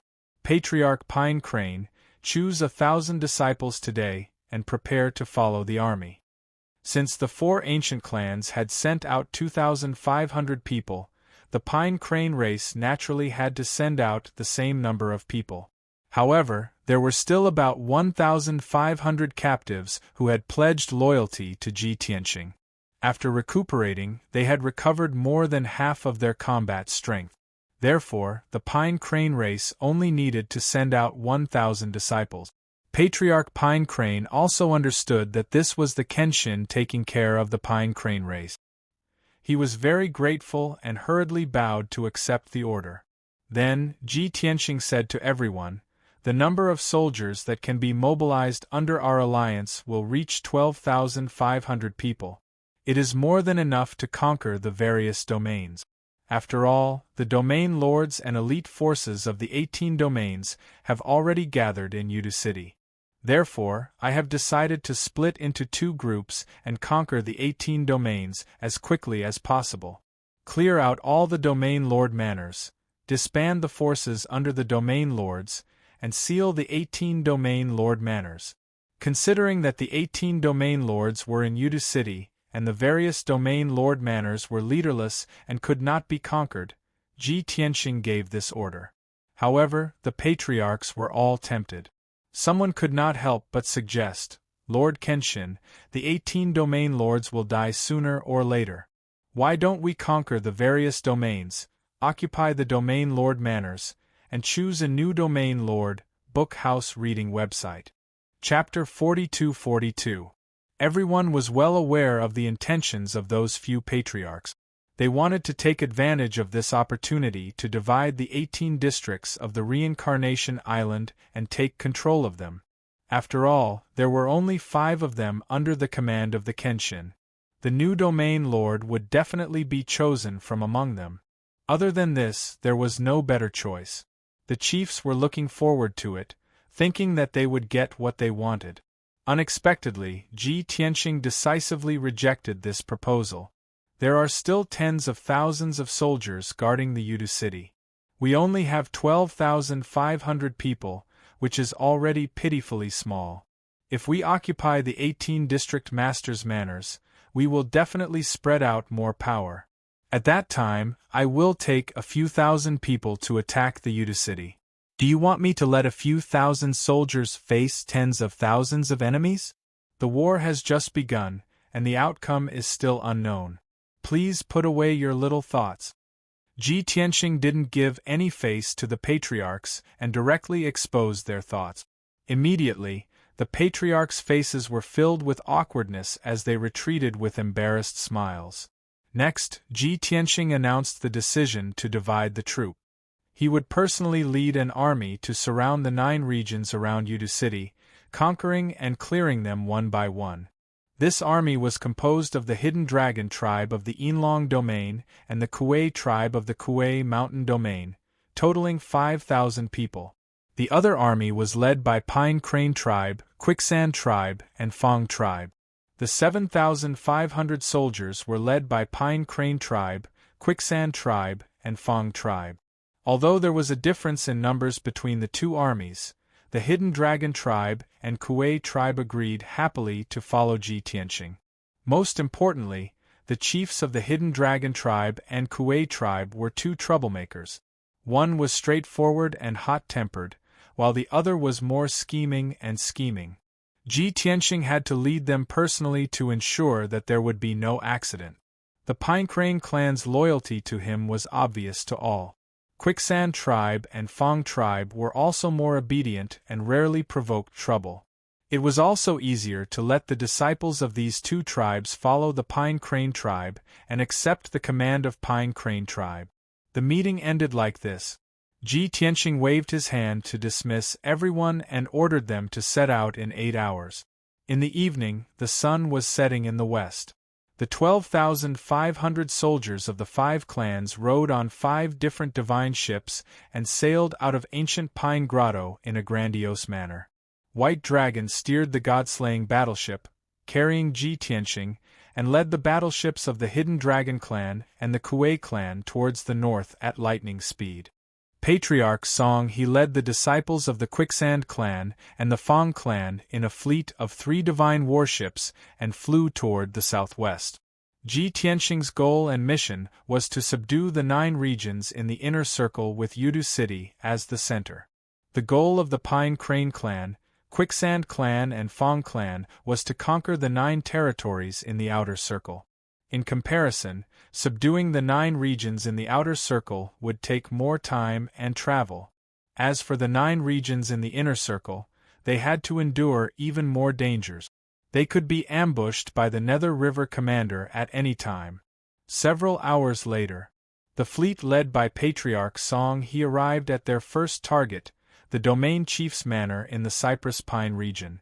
For 1,000 years, Patriarch Song he was known as a stubborn old man who refused to yield to the Nether River commander. The domain chief of the Cypress Pine region was the lackey and loyal servant of the Nether River commander. Therefore, the relationship between the Pine Crane clan and the Cypress Pine region commander was very strained. There were often conflicts and dispute. Countless times, the disciples of the Pine Crane clan had dreamed of trampling the domain chief's manor and killing the Cypress Pine region commander. Now, their wish had finally come true. Although they couldn't kill the Cypress Pine region commander for the time being, they could still trample the domain chief's manor. The 3 divine warships arrived outside the Cypress Pine region commander's manor and arranged themselves in an attack formation in the sky. The domain chief's manor was in a grotto, and the entrance was guarded all year round. However, the domain chief's manor was closed after the Cypress Pine region commander rushed to Yudu with his elite forces. Naturally, the guards guarding the entrance of the domain master's mansion also withdrew into the cave. Seeing that the defense formation of the domain chief's manor was activated and the entrance was closed, there were no guards around. Patriarch Song he decisively ordered the attack. If the enemy hid in the domain chief's manor and didn't show up, he would break the formation by force and attack the domain chief's manor. This scene was very similar to when the Blood Prison Marshal led the army to attack the ancient Pine Grotto. However, the Pine Crane clan had the help of the Kenshin. In the end, the Blood Prison Marshal was defeated and died with regret. However, there were no strong practitioners in the Cypress Pine region commander's manor. There were only more than 3,000 guards and soldiers, and more than 5,000 servants and odd-job workers. The 7,500 disciples of the Pine Crane clan, the Quicksand clan, and the Fong clan formed 3 battle formations and attacked continuously for 2 days. The 3 warships also joined the battle and spent billions of resources to bombard the entrance of the grotto. Even though the guards and soldiers who stayed behind to guard the domain chief's manor desperately resisted and defended with all their might. However, after 2 days, the defense formation of the grotto was still breached. Patriarch Song he led more than 7,000 soldiers into the domain chief's manor with murderous intent and started a massacre. The 3,000 guards and soldiers guarding the domain chief's manor resisted with all their might for 4 hours before they were utterly defeated. More than half of them were killed or injured. The survivors surrendered one after another, and thousands of servants and odd-job workers fled in panic. Patriarch Song he followed Ji Tianxing's decree and orders and did not kill the surrendered guards and servants. He took out a jade slip in front of everyone and showed the captives a simple pledge of surrender, forcing them to read it out loud. The pledge was only a little more than 100 words. The general idea was that the captives would no longer fight against the Kenshin and the forces under their command. They would immediately leave the domain chief's manor and stop helping the tyrants. If the captives could abide by the pledge, they would be safe. However, if they dared to do anything that endangered the Kenshin or disobeyed the Kenshin's decree, they would be punished by the heavens and die. The heavenly oath was very simple and clear. It was not harsh. Most importantly, the oath did not require the captives to become Kenshin soldiers and go to the battlefield to kill the enemy. Therefore, more than 1,000 guards and soldiers, and more than 5,000 servants and odd-job workers all recited the heavenly oath. After the pledge was made, Patriarch Song he dismissed the soldiers and servants and ordered them to go their separate ways. They were not to fight against the Kenshin anymore. Those guards, soldiers, and servants had barely survived the ordeal. Naturally, they hurriedly fled from the domain chief's manor and went back to their own homes to look for their mothers. No one risked being struck by the heavenly lightning and rushed to Yudu City to look for their domain chief. They only hoped to be as far away from the disaster as possible so that they would not be implicated. Half a day later, the Pine Cypress domain chief's manor was emptied. All the wealth and resources were confiscated. Patriarch Song he then led the soldiers to seal the entrance of the grotto heaven with array formation skills. After that, he led the fleet to the next area. Chapter 42-43. The army led by Patriarch Pine Crane had a smooth journey, and they advanced triumphantly. Ji Tianxing led the Hidden Dragon tribe and the Kuei tribe to their first target. The domain chief's manor was also closed. 4,000 guards, 5,000 servants, and odd-job workers stayed in the manor, living in fear every day. It only took Ji Tianxing 15 minutes to break through the domain chief's mansion's defensive formation. Then, it took him another 2 hours to break the king-level upper-grade formation, creating a huge gap in it. Even though the guards in the manor noticed something was wrong and came to stop them in time, they couldn't do anything. However, they were unable to stop the 5,000-strong army that was brimming with killing intent. As soon as they came face to face, they were beaten to a pulp and fled in all directions. In the end, the remaining guards, servants, and odd-job workers were surrounded by Ji Tianxing and his army. Ji Tianxing didn't hide anymore. He showed up in the open, frightening the guards and servants. Everyone was terrified and obediently recited a simplified version of the heavenly Tao oath. Since the news of Kenshin's arrival on Reincarnation Island had spread, Ji Tianxing had nothing to worry about. The news of the 4 ancient clans gathering their disciples and rushing to ancient Pine Cave from all directions had spread to Udu. It was proven that the 4 ancient clans hadn't participated in the previous 2 battles, and it was all thanks to the Pine Crane tribe. Since the Pine Crane tribe couldn't have done it, the only answer was, Kenshin had taken action. The people on Reincarnation Island believed that Kenshin had come. Commander Mingi and his soldiers also had enough evidence to prove that Kenshin had taken action. Since the truth was out, Ji Tianxing didn't have to hide his whereabouts anymore. What he needed to do was to conquer the 18 districts as soon as possible and then attack Udu City. Soon, the guards and servants who had recited the Heavenly Tao Oath were chased out of the manor. After the army collected the spoils of war, Ji Tianxing cast a spell and sealed the entrance of the manor. After the first target was taken care of, Ji Tianxing led the army to the next district. In just 2 days, the news spread all over the Reincarnation Island. Everyone knew that the 5 ancient clans were loyal to the Kenshin and formed the rebel alliance. There were more than 12,000 soldiers in total. These soldiers were divided into 2 groups and were conquering various regions. So far, 2 of the domain chief's mansions had been sealed. The guards and servants guarding the domain chief's manor were all driven out and dismissed. After the news spread, millions of people cheered in joy, extremely excited and moved. They were excited not only because the news of Kenshin's arrival on Reincarnation Island was confirmed. More importantly, the Sword God had finally led his troops into battle and began to subdue the various regions. Even though the 18 Zone Lords were hiding in Udu City and Kenshin was temporarily unable to subdue them, he couldn't order them to restore the freedom of the people. But the people knew that they were not far from freedom and liberation. The 18 Zone Lords were not there, and the defense of the Domain Chief's manor was also very weak. It was impossible for them to resist the army under Kenshin. The commoners were looking forward to it. In at most 2 months, Sword God would be able to lead his army to attack Udu City. On the other side, Commander Mingi and many soldiers in Udu City also received the news. Commander Mingi was, of course, full of anger, anxiety, and worry. The morale of the tens of thousands of soldiers was even lower, and they were quite flustered.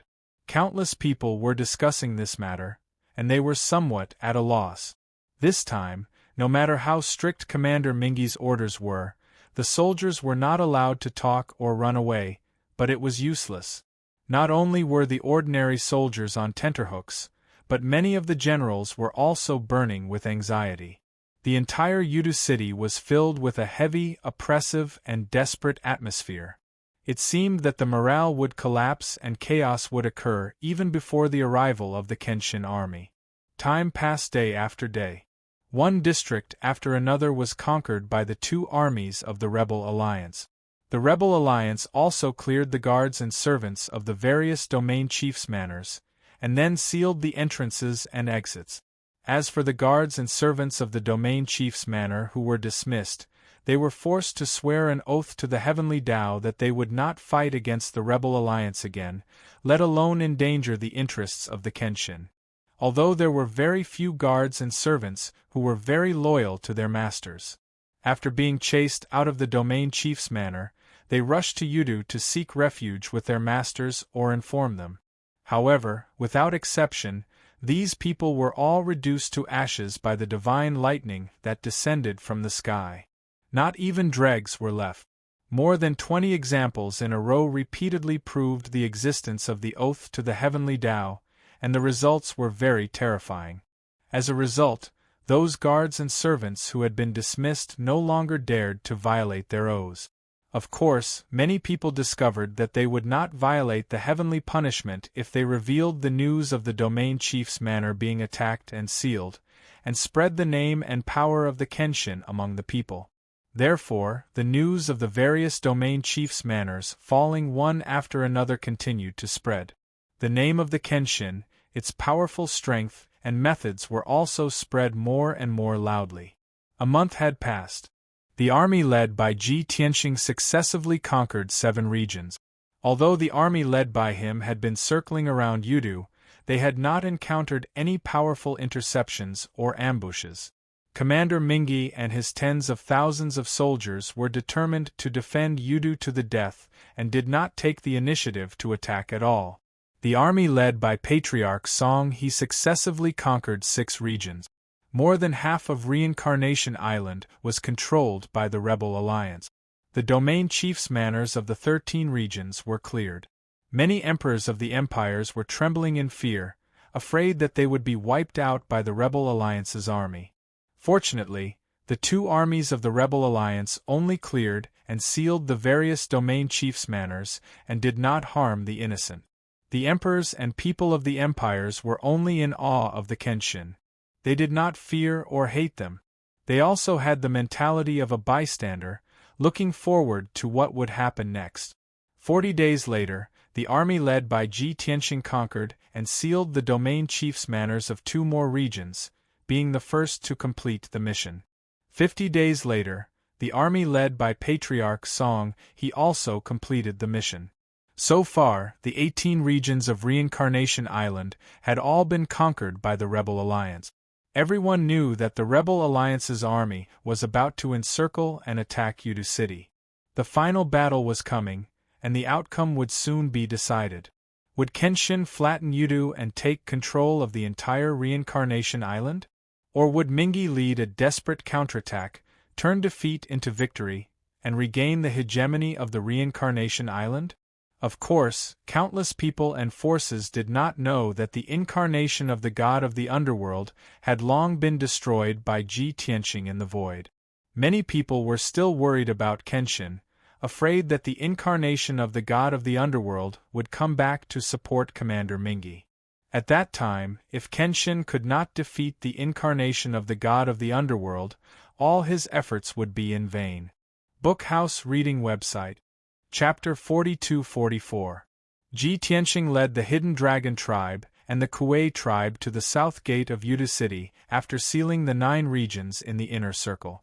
However, the 3 divine warships stopped 200,000 miles away from the southern city gate, resting and waiting quietly.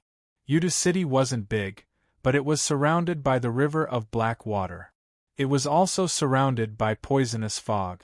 Over the past half a year, Commander Mingi and the Blood Hell Marshal had thought of all sorts of ways to strengthen the defenses of Yudu City. On top of the Black River and poisonous fog, Commander Mingi had also mobilized tens of thousands of soldiers to set up 6 layers of formations and thousands of traps outside the city. The city walls of Yudu City, which were 1,000 feet tall, had also closed all the entrances and exits.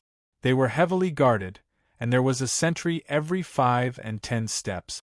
The city protecting formation and the 6 layers of heaven and earth formation outside the city were constantly in operation, and huge amounts of cultivation resources were expended every day. However, Commander Mingi had been in charge of Reincarnation Island for close to 1,000 years, and he had plundered countless cultivation resources.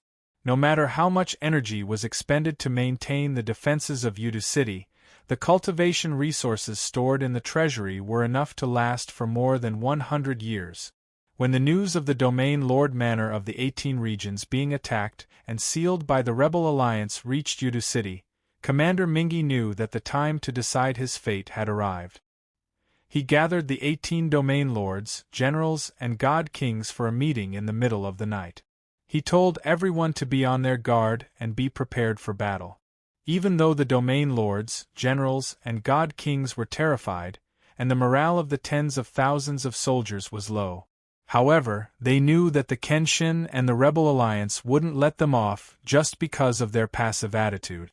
When the Kenshin led the Rebel Alliance to attack Yudu City, they would be the first to be killed. Therefore, the Domain Lords, Generals, and God Kings pulled themselves together and showed their most resolute determination to command the soldiers to resist to the end. 2 hours later, Commander Mingi's decree was passed to the army, and tens of thousands of soldiers knew about it. No matter how lazy and passive the 50,000 soldiers were, they had to pull themselves together and be on full alert in order to protect their lives. The tens of thousands of soldiers were tense, and they unleashed the defenses of Yuta City to the extreme.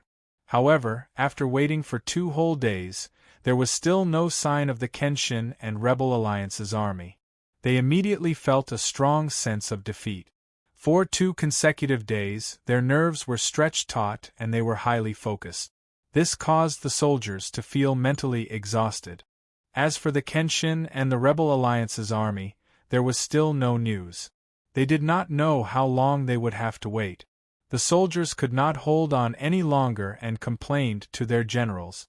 The generals couldn't do anything about it. They couldn't make a decision on their own. They could only report to General Mingi. Actually, Commander Mingi was also very puzzled. He had clearly received reports from various scouts that confirmed that the Kenshin was leading the Rebel Alliance army toward Yuta City.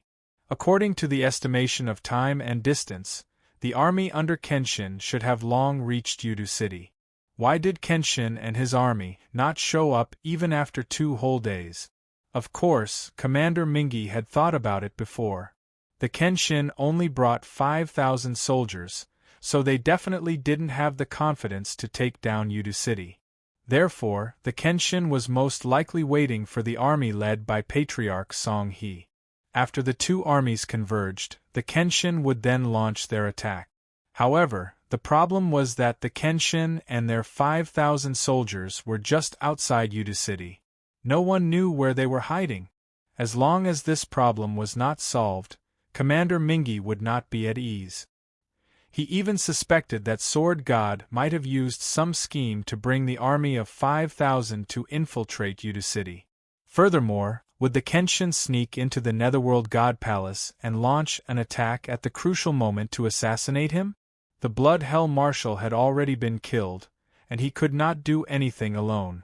If the Kenshin assassinated him, Yuta City would be leaderless and would collapse immediately. When he thought of this problem, Commander Mingi felt a chill run down his spine. He was very worried and anxious. Now, the various generals came to report the situation again. They said that the soldiers were unable to maintain their vigilance for long periods of time. Helplessly, Commander Mingi could only comfort the generals and allow the 50,000 soldiers to temporarily relax their vigilance and return to their normal alert state. However, Commander Mingi emphasized again and again that the soldiers could not let down their guard and had to remain vigilant at all times. In addition, he ordered the generals to send out more scouts and spies to search for the whereabouts of the Kenshin and the Rebel Alliance army. No matter what, they had to confirm the Kenshin's whereabouts before they could deduce the Kenshin's attack route and plan. This battle was not only a battle of tens of thousands of soldiers, but it was also a battle of wits and courage between Commander Mingi and the Kenshin. In reality, Commander Mingi's guesses and suspicions were very reasonable. Ji Tianxing brought the 5,000 soldiers of the Hidden Dragon tribe and the Kuei tribe to hide in a mountain range 200,000 miles away from Yuta City. He was indeed waiting for the other army to converge. Of course, while he was waiting for Patriarch Song-hee's army, he could not reveal his tracks. Otherwise, if Commander Mingi knew of his tracks, he would definitely strengthen the defenses in certain areas. He was not afraid, but the soldiers under him would definitely be affected. In addition, Ji Tianxing's plan also included assassinating Commander Mingi. He had considered many times sneaking into Yuta City and trying to enter the Netherworld Divine Palace to kill Commander Mingi. Once Yuta City lost its leader, it would fall into chaos and their morale would collapse. At that time, he could cooperate with the army under him and easily take down Yuta City. This was also the most labor-saving method to reduce the number of casualties. Of course, he also guessed that Commander Mingi was very cautious and shrewd. He would definitely guard against this move of his. Therefore, he did not treat this assassination plan as his first choice. Time passed day after day. The people of Reincarnation Island and the various factions were all paying attention to Yuta City's movements. Countless people were looking forward to Kenshin leading the army to take down Yuta City as soon as possible. However, countless people and factions waited for a few days and did not hear any relevant news. Yudu City was still as calm as ever. Under the heavy and oppressive atmosphere, people maintained their vigilance. However, Kenshin and his army seemed to have evaporated into thin air. There was no more news. This made many factions and people start to discuss and speculate what was going on. Of course, no one felt that Kenshin was afraid of Commander Mingi and his army, so he did not dare to show himself. Everyone felt that Kenshin's sudden disappearance was definitely a conspiracy. It was estimated that there would be shocking news coming out soon. This speculation won the approval of countless people and also aroused everyone's expectations. Almost the entire Reincarnation Island focused their attention on Yudu City, waiting for the final battle and the result. Chapter 42-45. The situation on Reincarnation Island was extremely tense, and Yudu City was the center of attention. Patriarch Song-hee, who had completed his mission, didn't have time to rest. He immediately led his army and rushed to Yudu City. He didn't care about the rumors in the outside world or the discussions of the people and factions. He only knew that Lord Kenshin had stopped outside Yudu City with his army to wait for him to meet up with them. If the army he led was a day late to Yudu City, it could affect Lord Kenshin's plan. Therefore, the fleet formed by the 3 divine warships rushed to Yudu City at their fastest speed. Along the way, there were naturally large numbers of scouts and spies. They were the eyes that Commander Mingi had left in the various regions of Reincarnation Island. Those scouts and spies might not be very strong, but their observation skills and intelligence-gathering abilities were very outstanding. When Commander Mingi gathered the soldiers back to defend Yudu, he didn't recall those scouts and spies. He left them in the various regions so that they could gather intelligence. Therefore, when the scouts and spies in the various regions discovered Patriarch Song-hee's tracks, they hurriedly reported to Commander Mingi. When Commander Mingi knew the tracks of Patriarch Song-hee and the 7,500 soldiers, he estimated how long it would take for them to reach Yudu City. Everyone knew that after these 7,500 soldiers met up with Kenshin, Kenshin would definitely attack Yudu City. In other words, when Patriarch Song-hee's army reached Yudu City, the decisive battle would begin. 5 days. At most, 5 days later, the 2 armies of the Rebel Alliance would meet up and attack Yudu City. This was the result of Commander Mingi's estimation. He gathered the 18 region lords, the numerous generals, and the divine kings and told them the answer. At the same time, he mobilized the strong practitioners before the battle again. Everyone still had 5 days left to rest and recuperate and conserve their energy. 5 days later, it would be the time to fight with their lives to protect Yudu City. If they won, he would reward all the soldiers with the most generous rewards. If they were defeated, he would face death along with all the other soldiers. The numerous divine kings felt Commander Mingi's determination and were touched. They all expressed their determination and attitude, swearing to live and die with Yudu City. General Mingi and the soldiers thought that they still had 5 days to catch their breath and make all the necessary preparations. But in reality, Ji Tianxing still decided to take the risk and sneak into Yudu City after serious consideration and analysis. When he made this decision, the Hidden Dragon clan leader and the Kuei clan leader were beside him. The 2 patriarchs thought that this decision was too risky and tried to dissuade Ji Tianxing. However, Ji Tianxing was stubborn and insisted on sneaking into Yudu City to find a chance to assassinate Commander Mingi. The 2 clan leaders could not persuade him, so they could only give up. However, Ji Tianxing had another thought. The 5,000 soldiers of the 2 clans could stay and rest, but if the 2 clan leaders stayed, it would be a waste of soldiers. Therefore, he changed his mind and decided to bring along the Hidden Dragon Patriarch and the Kuei tribe Patriarch. When the 2 patriarchs heard this order, they were stunned. They thought to themselves that Lord Kenshin had outstanding abilities and was unrivaled in the world. Even if it was risky to assassinate Commander Mingi in Yudu City, it should be enough to protect themselves. There shouldn't be any danger to their lives. However, if the two of them sneaked into Yudu and exposed themselves, wouldn't they be dead meat if they were surrounded by tens of thousands of soldiers?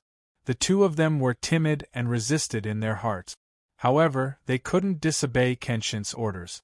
Otherwise, the heavenly punishment would chop them into dregs immediately.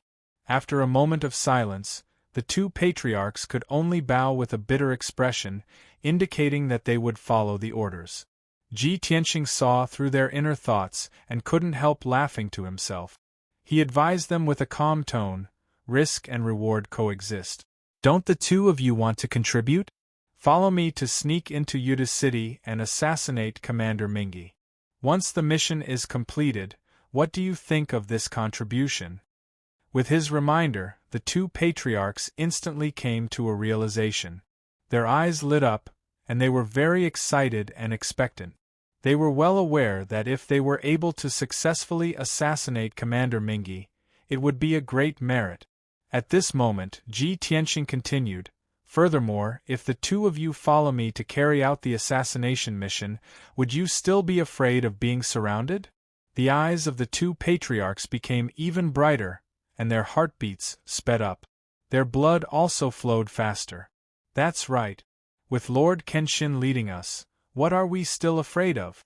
If even Lord Kenshin can't defeat Commander Mingi and the guards of Yudu, we will definitely be defeated. When that time comes, Lord Kenshin will fall, and we won't be able to escape death. Lord Kenshin is the main force in carrying out the mission. Even if Commander Mingi and the army surround us, they will mainly target Kenshin." These thoughts flashed through the minds of the two patriarchs at the same time, and they instantly made up their minds. "Lord Kenshin, don't worry, subordinate is willing to follow you to carry out the mission. I will definitely risk my life to share your worries. I will follow Lord Kenshin's orders. Subordinate is willing to climb a mountain of swords and dive into a sea of fire. I will never back down." The two patriarchs bowed at the same time to express their determination to Ji Tianqing. Their tone was very impassioned. Ji Tianqing smiled and said, "I will give you 15 minutes to prepare. After you are done, gather here again. Of course, this matter must be kept a secret, and no fourth person must know about it."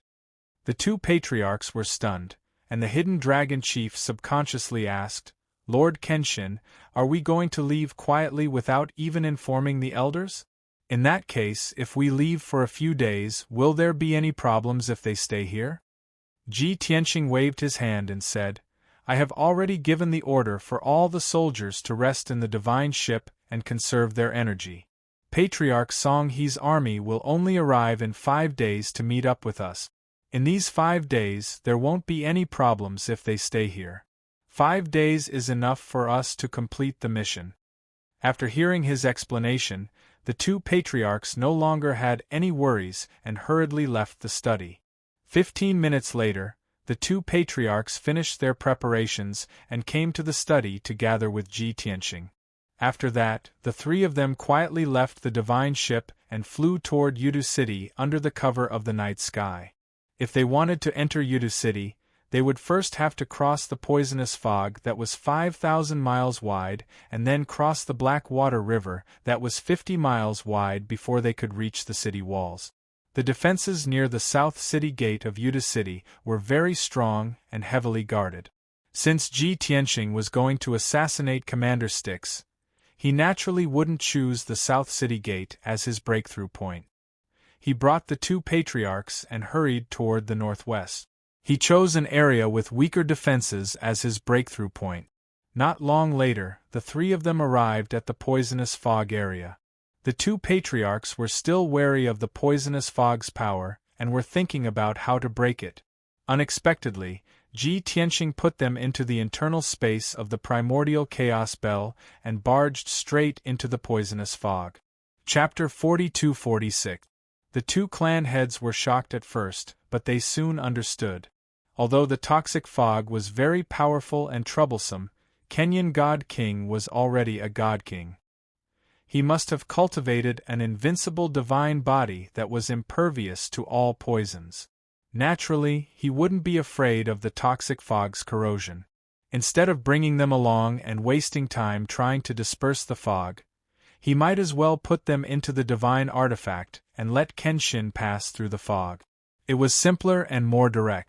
As expected, in order not to alarm the God King experts in Yudu City, Ji Tianxing didn't use his divine power when he passed through the toxic fog. But even so, the surging toxic mist didn't cause him any harm even though it was corroding his body. His current abilities were already dozens of times stronger than ordinary peak God Kings. Even if Commander Styx hit him with his full power, it wouldn't cause him any harm, let alone the toxic fog. The toxic fog that was 10,000 miles wide was originally very dangerous. Every step was filled with killing intent. However, Ji Tianxing passed through it as if he was walking on flat ground. Next, he arrived at the Black Water River that was 100 miles wide and used a divine ability secret technique to conceal his figure and aura. The Black Water River looked like a pitch-black river that was 100 miles wide. Endless black water flowed endlessly, creating countless splashes. However, in reality, the entire Black Water River was like a three-dimensional barrier. It was like a wall of death. An extremely dense power of death enveloped a radius of 1,000 miles, protecting the entire Yudu City. The hazy black death aura covered the sky and covered the sun. The Black River water that flowed endlessly had a terrifying power that could devour souls and corrode bones. It could even poison a high-level God King to death. Even experts like the Hidden Dragon Clan head and the Kuei Clan head would have to spend a lot of effort to cross it safely. However, Ji Tianxing ignored the barrier formed by the Black Death aura. He took a step and crossed 100 miles. He passed through the wall of death and arrived at the other side of the Black Water River. Just like that, the two layers of obstruction that Commander Styx had painstakingly set up were easily passed through by Ji Tianxing. He arrived at the bottom of the city wall and secretly released his divine senses to observe the situation in Yudu City. The city walls that were 1,000 feet tall formed a circle with a radius of a few hundred miles, protecting Yudu City. On the wide and majestic city wall, there were many soldiers densely arranged. All of them were wearing bright armors and carrying sabers and swords. They had a solemn and vigilant posture. In the sky above Yudu City, there were over 100 patrol teams that circled around continuously to monitor the movements outside the city. Of course, Ji Tianxing did not care about these things. Those soldiers were all at the Divine Lord realm. Only some captains and commanders were Divine King realm powerhouses. Over a month ago, he had entered Yudu and investigated the situation of the defenses. After he had killed Blood Hell Marshal and refined his memories, he had a clearer understanding of the defenses of Yudu City. At this moment, after some observation, he discovered the problem. As I expected, after Blood Hell Marshal was killed, Commander Mingi made a large-scale adjustment to the defenses of Yudu City. Originally, in his memory, this section of the city wall in front of him was the weakest point of the defense. However, after Commander Mingi adjusted the defenses, this place was no longer weak. Even so, Ji Tianxing did not plan on changing locations. He began to observe the Great City Barrier formation. After using an hour to clearly see the structure of the formation, he pondered for another hour to deduce a way to crack it. Next, it was time to test his attainments in the formation path and his abilities. Not only did he have to cast spells to crack the Great City Barrier formation, but he also had to silently chisel out a gap without alerting the guards on the city wall. It was not difficult to crack the formation, but to use god power and divine arts to crack the formation without alerting the guards nearby was harder than ascending to the heavens. In the eyes of the Hidden Dragon Clan and the Kuei Clan, this was almost an impossible task. Not to mention the Divine Lord guards on the city wall, with Kenshin's abilities and methods. He should be able to hide it.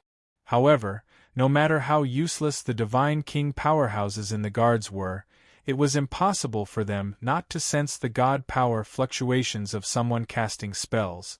However, when Ji Tianqing began to cast spells to crack the Great City Barrier formation, the two clan leaders who were observing the battle in the world inside the bell were dumbfounded.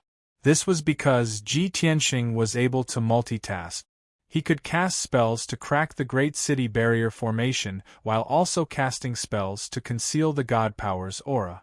Moreover, his control over his god power was extremely precise and could be said to be extremely ingenious. Strands of god power were continuously injected into the Great City Barrier formation, silently changing the structure of the formation and breaking down the structure of the formation. However, not a single strand of extra power leaked out. As for the extremely weak and undetectable god power fluctuations, they were completely concealed by his divine arts and secret technique. Not only did the guards on the city wall not notice anything unusual, even the two clan leaders could not sense the god power fluctuations. At this moment, the two clan leaders had a further understanding of Kenshin's abilities and methods. They were even more shocked and impressed. Unknowingly, 12 hours had passed. Under normal circumstances, Ji Tianqing would only need 4 hours to crack the Great City Barrier formation, but he had finally opened a gap. The key was that the Great City Barrier formation had a fist-sized gap, but there was nothing unusual about the formation. It was still operating quietly and steadily. The guards on the city wall naturally did not notice anything unusual. Swish! Ji Tianqing shrunk his body and quickly passed through the gap like a speck of dust. He entered the Great City Barrier formation. Then, this speck of dust silently flew over the city wall and into the city. During the entire process, the guards on the city wall were like stone statues. They did not react at all. The two clan leaders in the world inside the bell witnessed the entire process clearly. Other than shock, there was only reverence in their hearts. Ji Tianqing had long been familiar with the topography and structure of Yudu City. He returned to his normal form and remained invisible. He silently flew over half of the city and arrived outside the Netherworld Divine Palace. Yudu City had a radius of a few hundred miles, and the Netherworld Divine Palace was a majestic group of palaces that occupied a radius of a few dozen miles. It was almost a city within a city. The defenses of this inner city were even tighter, and the number of guards had also doubled. The most troublesome thing was that this inner city also had a Great City Barrier formation. Moreover, this Great City Barrier formation was personally set up by the god of the underworld 1,000 years ago. It was a genuine supreme-grade king barrier formation. Ji Tianqing had no choice but to find a secluded place where the guards were relatively weak and repeat his previous actions. He observed the Great City Barrier formation and looked for a way to crack it. Then, he multitasked again. As he tried to crack the Great City Barrier formation, he used a secret technique to conceal his divine power fluctuations. This time, the difficulty of cracking the Great City Barrier formation was even higher. Ji Tianqing's mental energy was also more exhausted. Of course, it would also take a longer time to crack the Great City Barrier formation. He used an entire day to successfully crack the Great City Barrier formation without alerting anyone. Finally, he managed to sneak into the Netherworld Divine Palace in the middle of the night. Chapter 42-47. Even though it was late at night, the hundreds of palaces in the Netherworld Divine Palace were still brightly lit and filled with people. There were large groups of guards guarding the main roads and gates. In the sky, in the depths of the earth, and in many buildings, there were many hidden sentries and Divine King experts. This was the core of Reincarnation Island's power and Commander Mingi's lair. Of course, it was the most heavily guarded place. Even with Ji Tianqing's strength, he had to be careful if he didn't want to alert the guards and Divine King experts here. He shuttled through the many palaces in the Divine Palace, silently wandering, looking for traces of Commander Mingi. At the same time, he quietly released a wisp of divine consciousness to carefully investigate the situation around him. After about 100 breaths of time, he figured out the defensive situation of the Netherworld Divine Palace. There were 50,000 soldiers under Commander Mingy's command stationed in Udu. 30,000 of them were stationed on the city walls, as well as the main roads and important buildings in the city. They were also responsible for patrolling and supervising the entire city. The Netherworld Divine Palace, which had a circumference of a few dozen miles, was actually guarded by 20,000 soldiers, and there were even 200 God King experts among them. It was clear that Commander Mingy had concentrated his high-end combat power and 40% of his soldiers in the Netherworld Divine Palace. Even if Udu City was breached, he could rely on the defense of the Netherworld Divine Palace to continue resisting the attacks of the Rebel Alliance. Of course, this was only Commander Mingy's plan. As Ji Tianxing infiltrated the Netherworld Divine Palace, his plan and premeditation were destined to be ruined. In the blink of an eye, an hour passed. Ji Tianxing searched the Netherworld Divine Palace but couldn't find Commander Mingy. After a round of searching, he had a clear understanding of the defenses in the Divine Palace.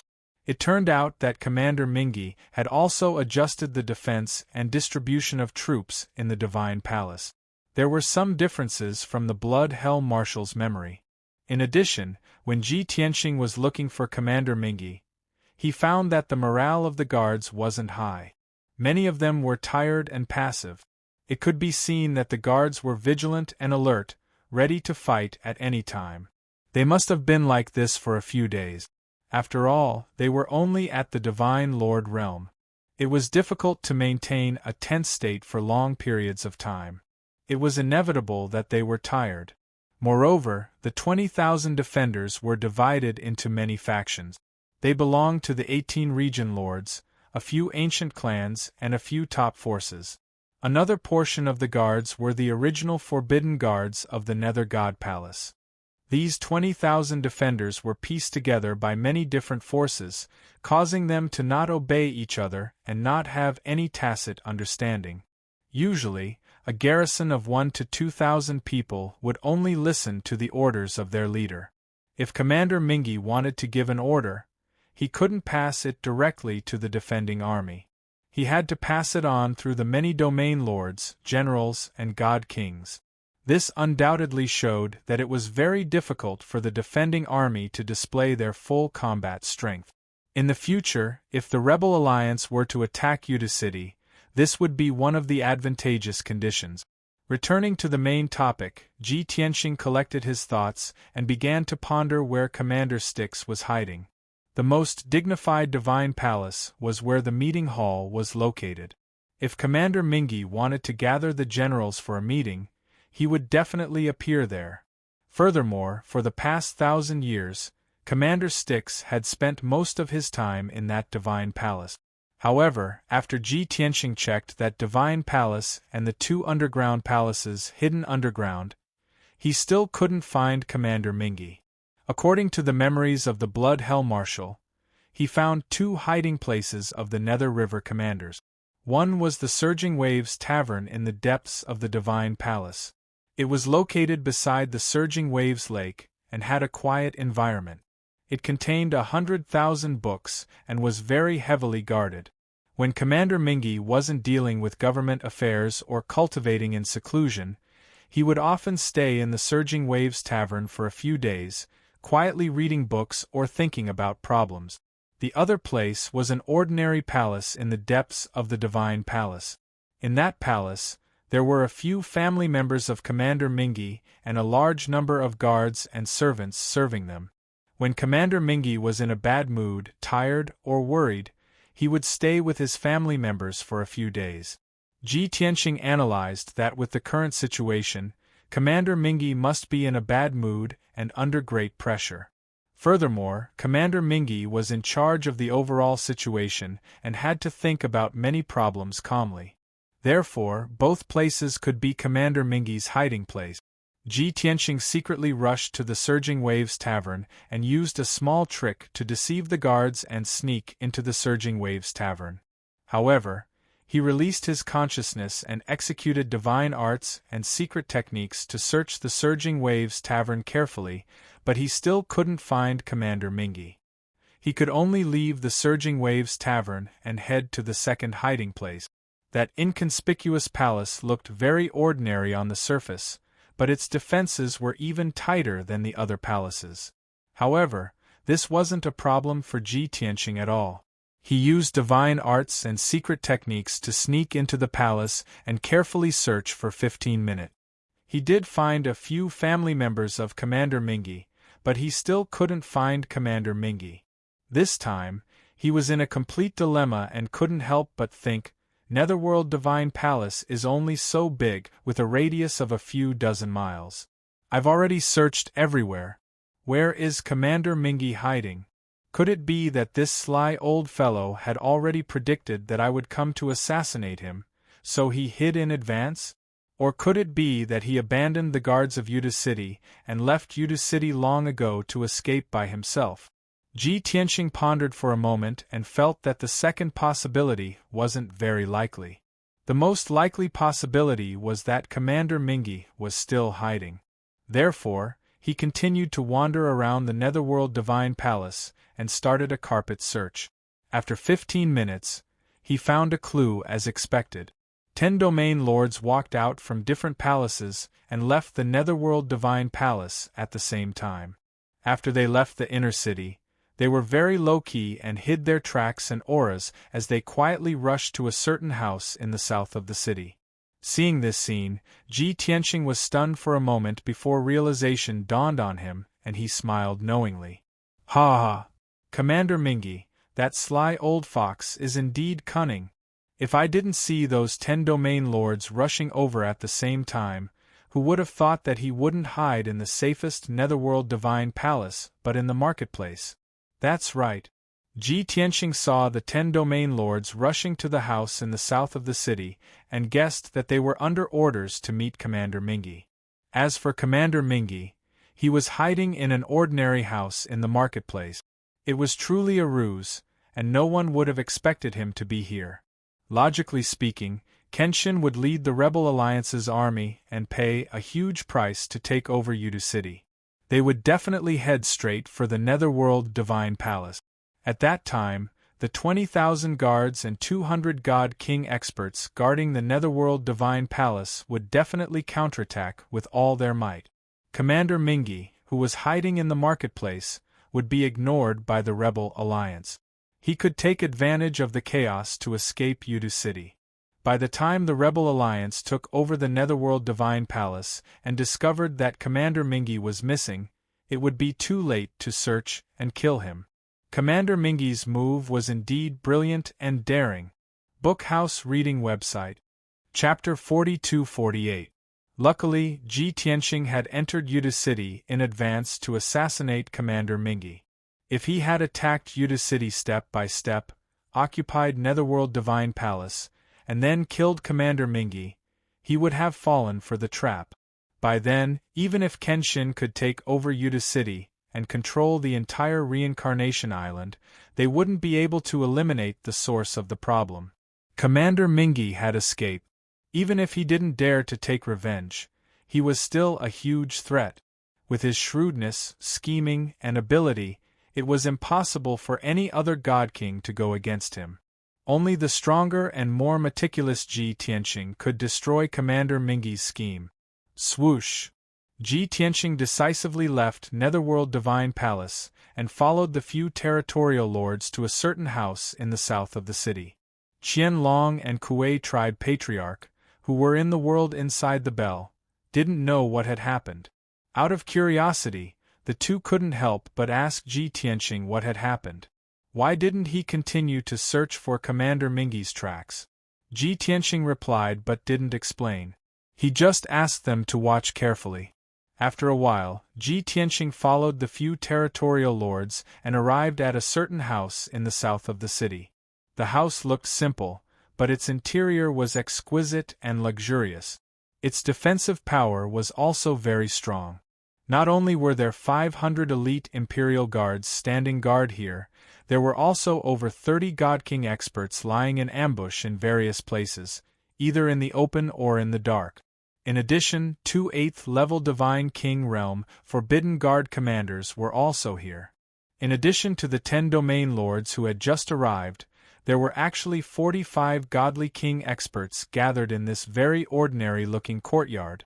The 10 disguised territorial lords entered the underground secret room of the house after a series of checks and identity check. They finally met Commander Mingi.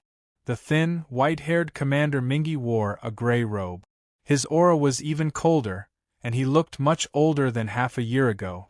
In the dimly lit secret room, he sat on the throne at the head, quietly resting with his eyes closed. 2 Forbidden Guard commanders stood on either side of him, wearing armor and holding swords. They were like 2 door god. After the 10 Domain Lords entered the secret chamber, they removed their disguises and revealed their true faces. They bowed and greeted Commander Mingi. After the 2 sides exchanged greetings, the 10 Domain Lords stood in 2 rows. Only then did Commander Mingi begin the discussion. He first asked the 10 Domain Lords about the situation of the city's defenses, as well as the information they had gathered. Next, everyone began to discuss how to set up defenses, arrange troops, and so on. The atmosphere was very oppressive and heavy. Everyone's heart was heavy. None of them were optimistic about the upcoming decisive battle. They were extremely worried. The door to the secret room was shut, and it was protected by a formation. There were 4 God King experts standing guard outside. Ji Tianxing arrived at the gate. Finally, there was no need to hide anymore. He decisively made a move, using a divine ability and ultimate skill to kill the 2 Divine King powerhouses guarding the door. At the same time, he opened up the world inside the bell and released Qian Long and Kuei clan's patriarch so that they could kill the other 2 God Kings. Swish, swish. Bang, bang.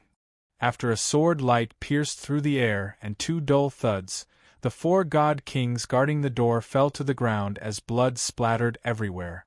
The 2 God Kings that Ji Tianxing killed were killed in a single strike. Even their godheads were shattered. As for the 2 God Kings that the 2 clan patriarchs dealt with, they only had their heads and necks severed. Their bodies were destroyed, but their godheads were still intact. Ji Tianxing added 2 more sword lights before he was able to instantly kill the 2 God Kings. Without a doubt, there was a commotion as an intense divine power fluctuation erupted. Commander Mingi and the 10 Domain Lords in the secret chamber were immediately awakened. They quickly ended the discussion and checked the situation outside the secret chamber. Ji Tianxing did not hold back as he punched the door of the secret chamber. Kaboom! Following an earth-shattering sound, the door of the secret chamber was blasted into smithereens. A huge hole was blasted in the defensive formation. Dust splattered and covered the secret chamber in a radius of 300 meters. It turned the secret chamber into a turbid mess. With such an unforeseen event, Commander Mingi's pupils contracted. He turned around without hesitation and turned into a black shadow as he flew towards the corner of the secret chamber. In the seemingly empty corner of the secret chamber, there was actually a secret door that led to the array altar underground. It was a teleportation array that was directly connected to Yudu City. It could teleport him to a stronghold 1,000,000 miles away. Before the 10 Domain Lords could react, they saw Commander Mingi escaping the secret chamber as fast as a ghost. They were stunned. At this moment, Ji Tianxing also turned into a golden light and flew into the secret chamber. He flew over the heads of the 10 Domain Lords and chased after Commander Mingi. Qian Long and Kuei clan patriarchs were slightly slower. After they followed Ji Tianxing into the secret chamber, they were also stunned. Swish! Ji Tianxing had already gone through the secret passage at the corner of the secret chamber to chase after Commander Mingi. The 2 clan patriarchs were stunned in the middle of the secret chamber as they were stared at by the 10 Domain Lords. Their bodies instantly stiffened, and their expressions were especially awkward. It's over. This thought flashed across the minds of the 2 clan patriarchs at the same time. After a breath of time, the 10 domain lords finally recovered from their astonishment. Their gazes gathered on the 2 clan patriarchs. After recognizing their identities, their gazes and expressions became strange and complicated. A few of the domain lords revealed killing intent on their faces or revealed sinister sneers. They couldn't afford to offend Kenshin, but could it be that they couldn't afford to offend the 2 clan patriarchs of the ancient clans? Seeing that the 10 domain lords revealed their killing intent and were about to attack, the 2 clan patriarchs were quick-witted and hurriedly spoke to save themselves. Ha ha ha! Qianlong's clan patriarch was complaining incessantly in his heart, but he didn't show any fear on his face. He even laughed loudly with an imposing manner.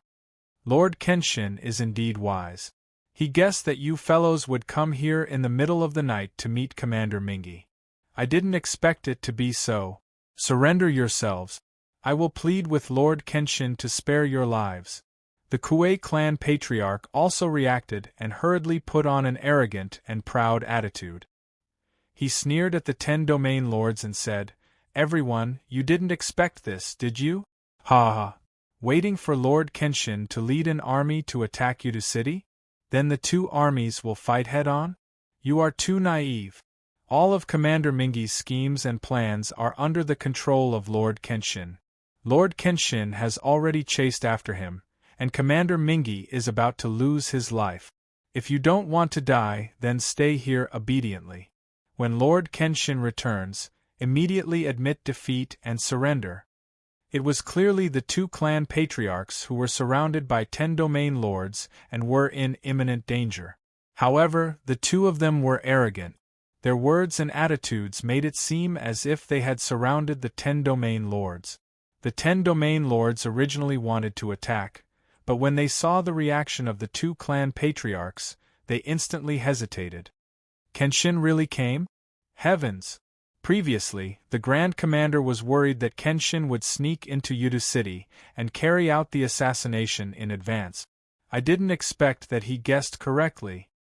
That golden light that passed by just now was Kenshin? It passed by right in front of my eyes, but I didn't see it clearly at all. It's over. Kenshin is here.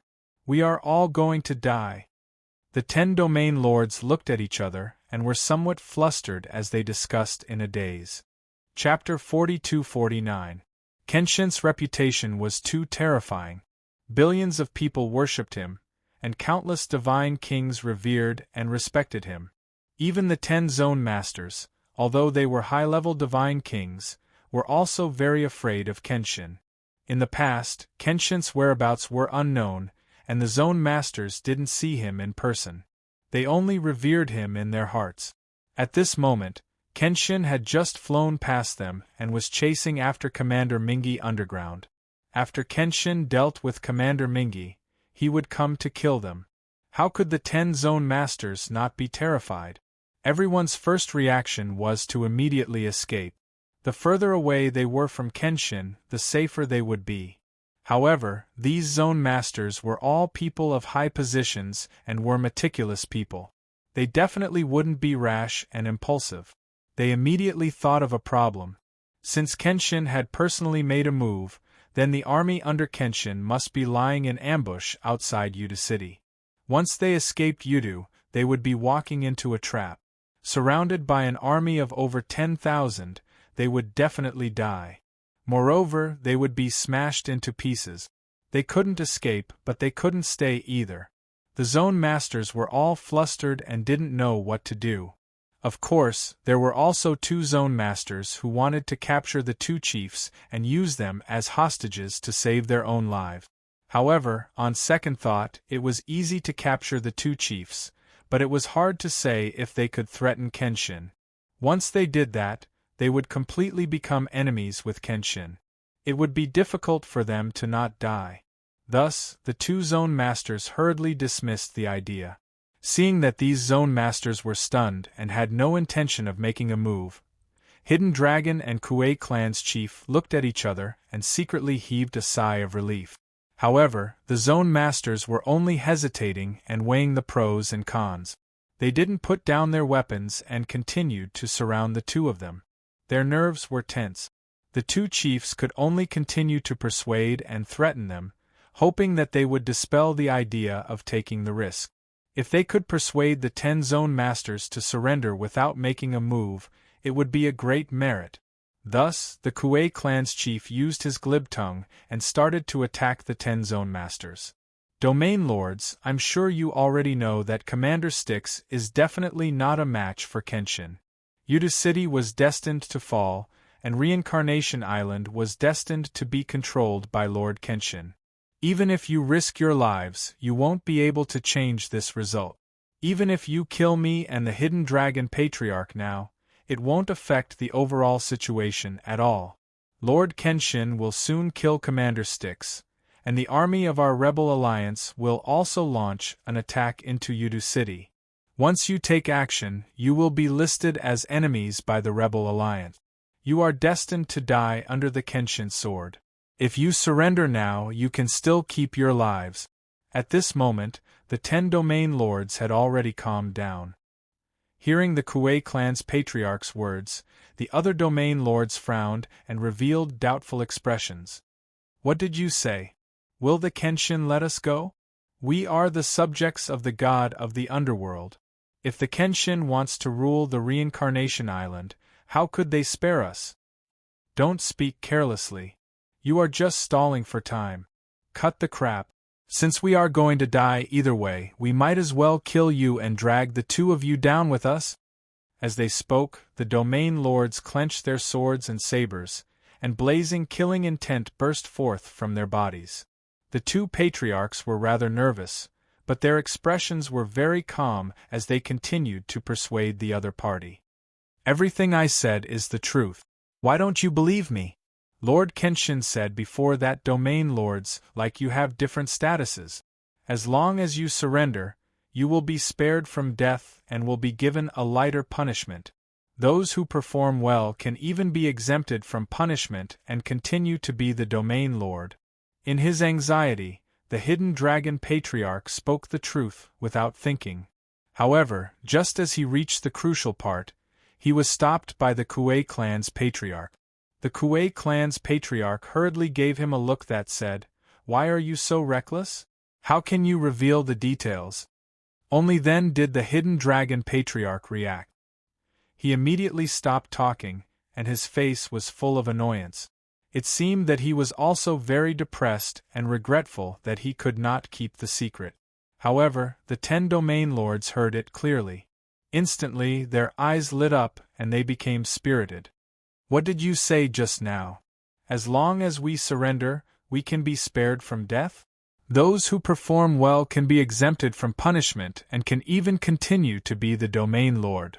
Hidden Dragon Qua, are you serious about this? Hidden Dragon Qua, you should know very well that this concerns everyone's life and death. You must tell us the truth. Otherwise, we would rather fight to the death and kill the two of you first. If you don't want to tell us, then we will ask Kenshin and confront him face to face. It was very obvious that in the hearts of the 10 domain lords, loyalty to the god of the underworld and Commander Styx was definitely not the most important thing. Their lives and whether they could keep their positions as domain lords were the most important. If they wanted to surrender to Kenshin, they first had to keep their lives. If they could be exempted from punishment and not have to pay any price, that would be the best. If Kenshin was magnanimous and could keep their positions as domain lords, that would be an unexpected surprise. Therefore, they were very eager to know whether the Hidden Dragon Patriarch was telling the truth or not. If what the Hidden Dragon Patriarch said was true, then they would have no more worries and could immediately surrender when they saw Kenshin. If the Hidden Dragon Patriarch was lying to deceive them, then it would be too late to kill the Hidden Dragon Patriarch and the Kuei Tribe Patriarch now and escape. Faced with 10 pairs of burning, sharp, and majestic gazes, the Hidden Dragon Patriarch revealed a helpless and bitter smile. He scratched his head and muttered, "It's all my fault for speaking without thinking. Now, Lord Kenshin will definitely punish me." The Kuei Tribe Patriarch also sighed and patted his shoulder, comforting him. "Hidden Dragon Patriarch, you're just too straightforward and can't hide things in your heart. It's because Lord Kenshin understands your nature that he asked me to accompany you. Back then, Kenshin told us to keep this a secret, but you. Sigh. Forget it. When Lord Kenshin pursues the matter, I will plead for mercy for you. After hearing the Kuei tribe patriarch's comforting words, the Hidden Dragon patriarch's mood improved a lot. As for the 10 domain lords, when they heard their conversation and saw their expressions and reactions, they all understood the reason and process. It turned out that those words were indeed said by Kenshin. Kenshin told his thoughts to the few ancient clans' patriarchs, but ordered them to keep it a secret and not to casually leak it out. Just now, the Hidden Dragon Patriarch was in a dangerous situation, and in a moment of desperation, he couldn't hold back and revealed the truth. Seeing that the Hidden Dragon Patriarch and the Kuei Tribe Patriarch's reactions didn't seem to be fake, the 10 domain lords were relieved. They looked at each other and hurriedly discussed with each other through telepathy whether they should admit defeat and surrender. At this moment, a loud rumbling sound suddenly came from deep underground. The ground under everyone's feet trembled violently, and a few wide cracks appeared. Obviously, it was caused by the battle between Kenshin and Commander Stick. Chapter 4250. In fact, after Ji Tianxing chased underground, he stopped Commander Mingi, who was preparing to escape. The two of them didn't fight directly. Instead, they chatted for a while. The content of the conversation was simple. It was nothing more than Commander Mingi being shocked, angry, and somewhat indignant. He had clearly guessed that Kenshin would sneak into Yuta City and take the risk to assassinate him alone. Moreover, he had also made preparations to hide in this inconspicuous house. Under normal circumstances, even if Kenshin sneaked into Yudu and killed his way into Netherworld Divine Palace, he wouldn't be able to find him, and after he received the news, he could quietly escape Yudu and fly far away. But man proposes, God disposes. Kenshin had to sneak into Yudu City tonight, and he happened to gather the 10 domain lords for a meeting. Even though he was very careful and made the 10 domain lords disguise themselves and hide their appearances and auras, they were still targeted by Kenshin. All of this was because Kenshin was strong enough. But Commander Mingi felt that it was more luck. Kenshin's luck was simply too good. He was completely blessed by the heavens. Ji Tianxing didn't deny this point. He smiled and said, "Haven't you heard the rumors of the boundless heaven continent? I am the embodiment of justice, the spokesperson of the heavenly Tao. Even the power of the heavenly Tao is helping me. Reading the heavenly Tao oath that I made, I will be bound by the heavenly Tao. Therefore, isn't it natural for the heavens to bless me?" Commander Mingi was so angry that his face turned black. He immediately cursed and scolded the heavens for being unfair. Ji Tianxing wasn't angry.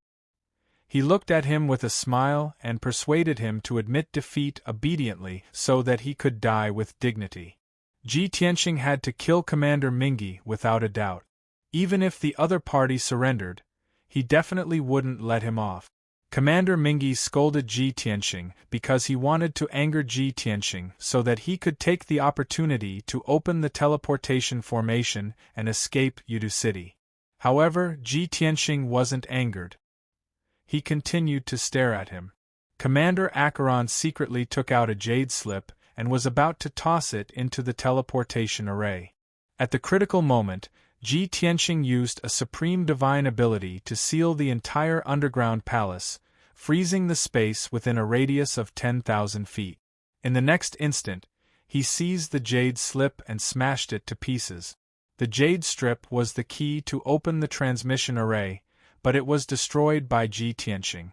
If Commander Styx wanted to open the array again, he would have to cast a spell, and that would take 10 breaths of time. At this time, Ji Tianxing no longer talked nonsense with him, and had already launched an attack. Swish! 4 beams of golden sword light locked onto Commander Styx with invisible sword intent. Commander Styx knew that he couldn't escape, but he couldn't just sit there and wait for death. He could only fight back. Therefore, he unleashed his ultimate skill with all his might to block the 4 sword lights. Unfortunately, the surrounding space had been sealed, and Commander Styx could not move an inch. There was no way for him to dodge. Bang bang! Just as he condensed a shield of divine power, he was struck by the 4 sword lights, and 2 dull thuds rang out. The shield he condensed with all his strength was strong, but it couldn't block the attack of the sword lights. It collapsed on the spot, and fragments of divine light burst out.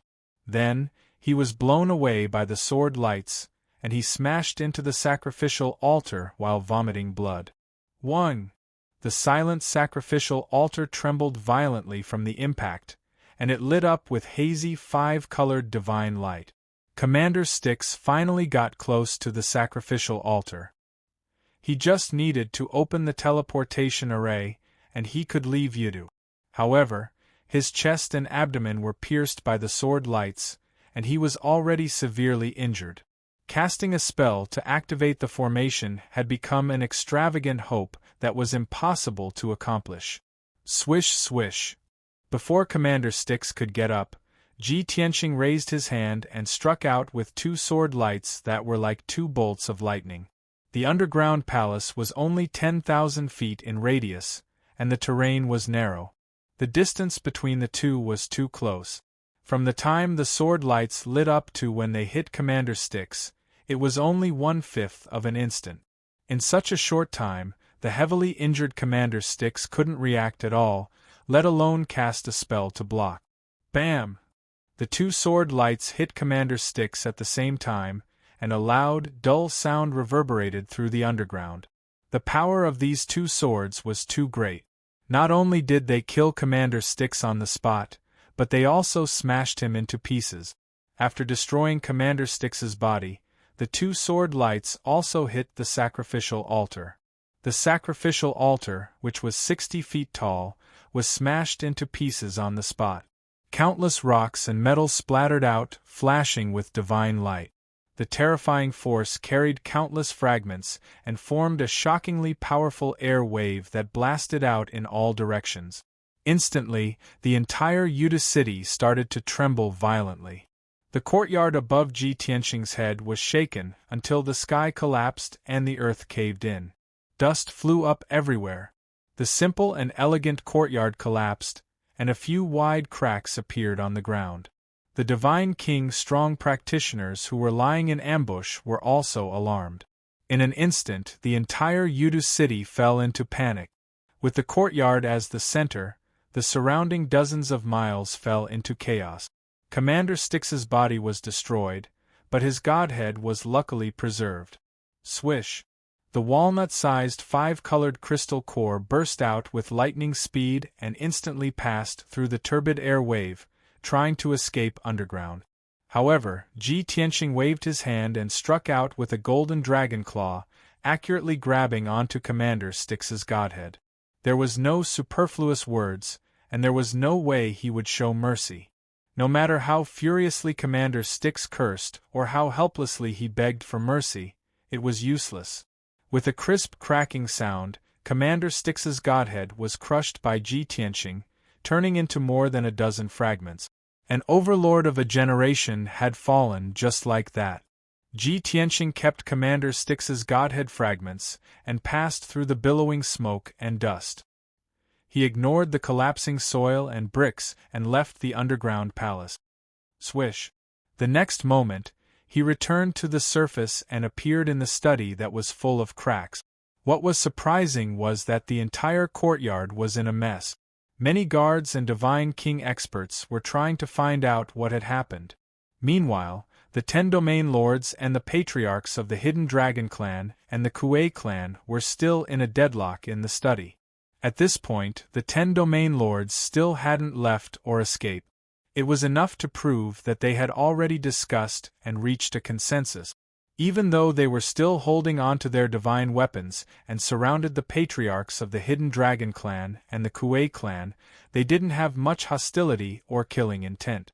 As for the patriarchs of the Hidden Dragon clan and the Kuei clan, not only were they not worried or apprehensive, but they were also secretly laughing. It was because the conversation between the two was deliberately put on a show to make the 10 domain lords believe them.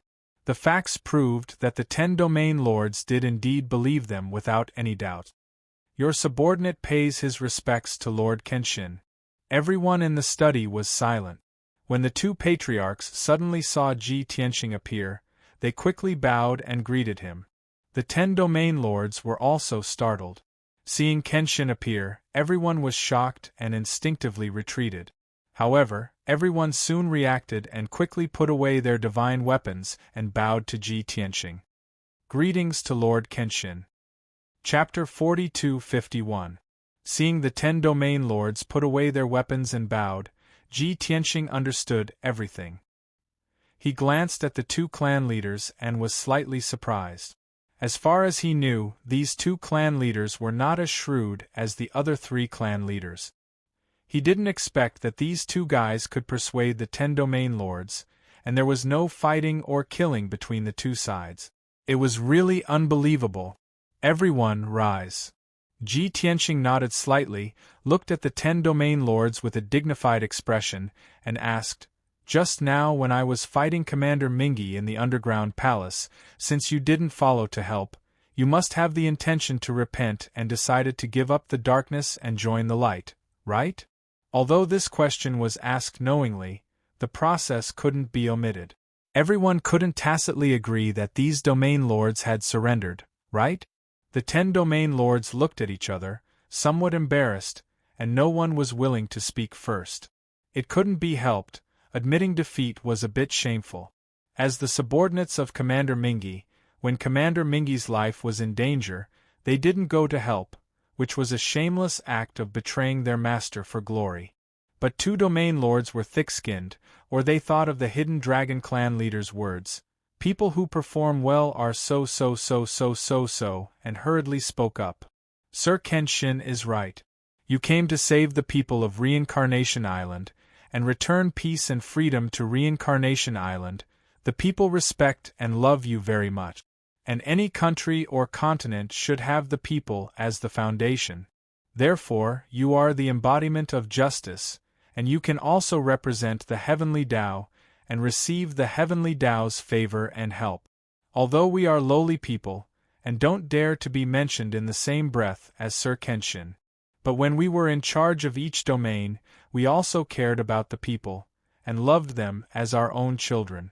We also admire and worship you from the bottom of our hearts, Sir Kenshin."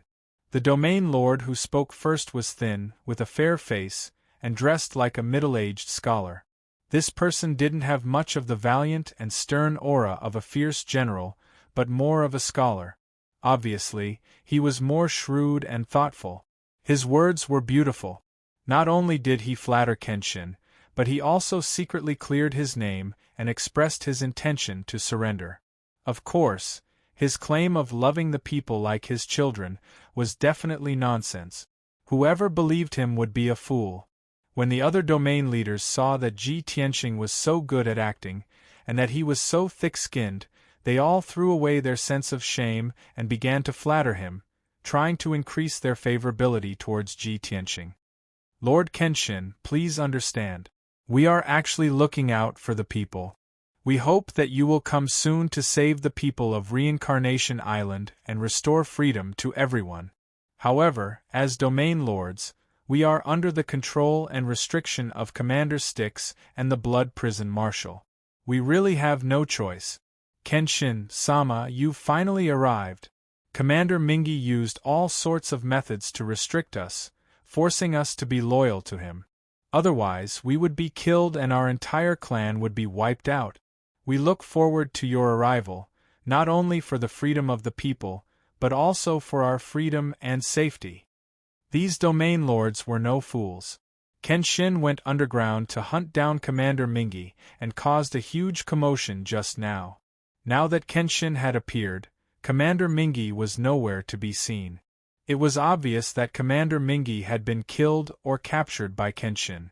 Since Commander Mingi was dead, the fall of Yudu and the capture of Reincarnation Island would soon become a reality. At this time, of course, they had to submit to Kenshin as quickly as possible to prove their loyalty.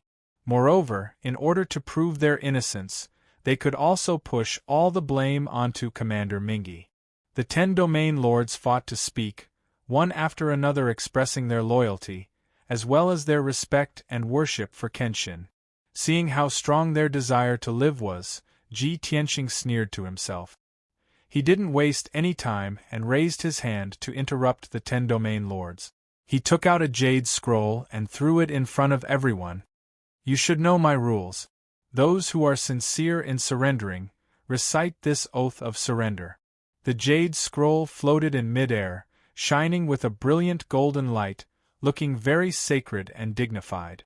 However, the 10 domain lords stared at the jade scroll with troubled expressions, silently weighing the pros and cons. No matter how nice their words were, when it came to reciting the oath of surrender, they had to seriously consider it and weigh the pros and cons. After all, they had long heard of the horror of the oath of surrender. The domain lord, who looked like a middle-aged scholar, thought for a moment and took the lead to walk out of the crowd, picking up the jade scroll. He had long since understood the logic behind it. Since he had decided to surrender to Kenshin, he had to be decisive and not drag it out.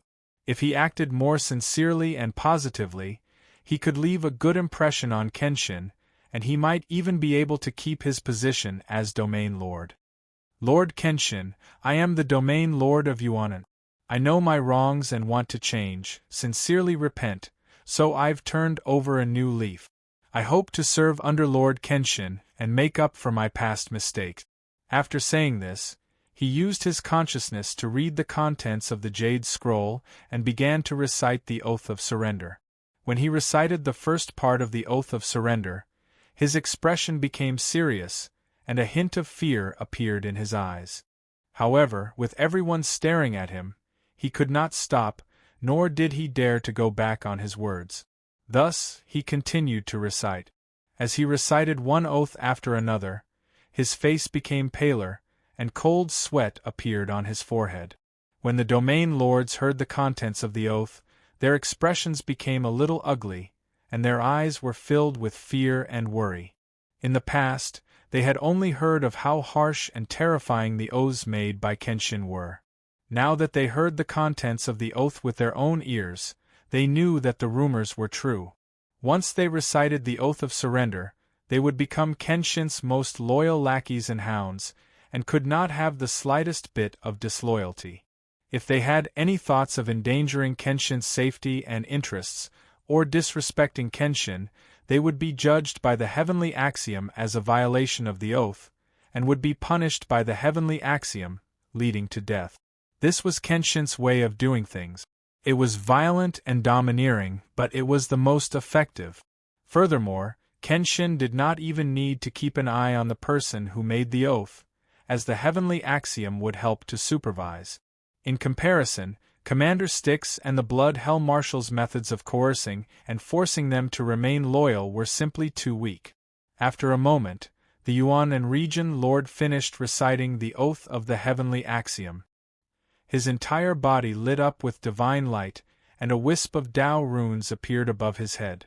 Muffled sounds of thunder could be heard in the sky above Yudu City.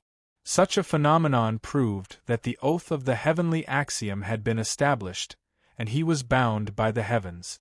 The Yuan and Region Lord felt the vast might of the heavens, and his heart was filled with fear. However, he appeared to be relatively calm, and after bowing respectfully to Ji Tianqing, he put the jade scroll back to its original place. Just as he returned to the crowd, another Region Lord took the initiative to step forward and take the jade scroll to recite the oath. This was also a Region Lord who was determined and wanted to do his best to perform. However, at this moment the door of the study was blasted open, and the cracked wall on the side was also blasted apart. More than 10 Divine King experts roared as they charged into the messy study. Book Guest Residence Reading Website. Chapter 4252. Previously, Ji Tianqing and Commander Mingi were fighting underground, causing a huge commotion. There were as many as 500 guards stationed in this courtyard, all of them elites. In addition, There were over 30 godly king powerhouses hiding in the courtyard, protecting Commander Mingi. These people were all startled awake, first running in all directions, then asking each other what happened. Guessing that there was an attack, many godly kings and guards searched everywhere for traces of the assassin. But they searched the entire courtyard, as well as the surrounding 20 miles, but did not find anything out of the ordinary. Therefore, many godly kings were certain that the assassin was most likely still in the courtyard. Some godly kings only then remembered that they had not checked on Commander Mingi's condition, whether he was injured or not. But when the dozen godly kings arrived outside the study, they discovered that the defensive array had been activated, isolating the situation in the study, preventing people from probing. Therefore, in their anxiety, the godly kings joined forces to attack the defensive array of the study. Fortunately, that array's defense was not very strong, more to conceal aura, blocking divine senses from probing. After the dozen godly kings joined forces to attack a few times, they actually broke a hole in the array, even collapsing 2 walls. But when they rushed into the study and saw the situation inside clearly, they were dumbfounded on the spot. In the messy study, the 10 domain lords were present, but Commander Mingi was nowhere to be found. The 10 domain lords' expressions and postures were very strange.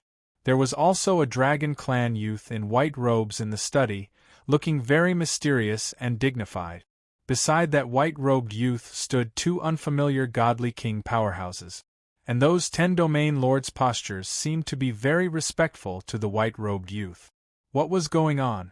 Who was that white-robed youth? There was silence in the study, everyone looked at each other, but no one spoke. Suddenly, a middle-aged godly king saw the white-robed youth's face clearly, and his expression changed drastically, subconsciously crying out in surprise. Kenshin! He's Kenshin! The sudden cry of surprise was filled with deep shock and fear. The other dozen godly kings were stunned, staring at the white-robed youth in disbelief, carefully observing and sizing him up. When the face of the white-robed young man in front of them overlapped with the face of Kenshin in their memories, everyone was horrified. That's right, he was the famous Kenshin. No one dared to believe that Kenshin would actually sneak into Yuta City alone to assassinate Commander Styx. Most importantly, Kenshin seemed to have succeeded. If Commander Styx was still alive, he would definitely show himself and fight the Kenshin or order his guards to assist him. Since Commander Mingi was nowhere to be found, and the 10 territorial lords were subservient to Kenshin, one could guess that Commander Mingi was most likely dead. Retreat. The first reaction of several god kings was to retreat immediately and flee back to the Netherworld Divine Palace. Commander Acheron might have already died. However, they couldn't rule out the possibility that Commander Styx had escaped back to the Netherworld Divine Palace. There were also 20,000 guards and 200 divine king powerhouses. It could be said to be an impregnable fortress, impregnable as a fortress. In the entire Yuta City, only the Netherworld Divine Palace could be considered safe. 9 god kings instinctively turned and rushed out of the study with this thought in mind. However, there were still 2 god kings who were too loyal to Commander Mingi or were too honest. They actually questioned Ji Tianxing and the 10 territorial lords loudly. Kenshin, you killed Commander Mingi? Territorial lords, where did Commander Mingi go? Is he injured? What are you standing there for? Why aren't you gathering the guards and fighting Kenshin together? The 2 god kings were the captains of Commander Mingi's guards. They had always been in charge of protecting Commander Mingi. Saying these words was only their instinctive reaction. However, the 9 god kings who turned and fled and the 10 territorial lords in the study were stunned when they heard this. They all looked at the 2 god kings in unison, revealing complicated expressions and gazes. Some had an expression of admiration that said, "Brother, you're really awesome." Some didn't know whether to laugh or cry, with a look that said, "Are you two really stupid or just pretending to be stupid?" Some had pity and helplessness in their gazes. The place was temporarily quiet. It was dead silent.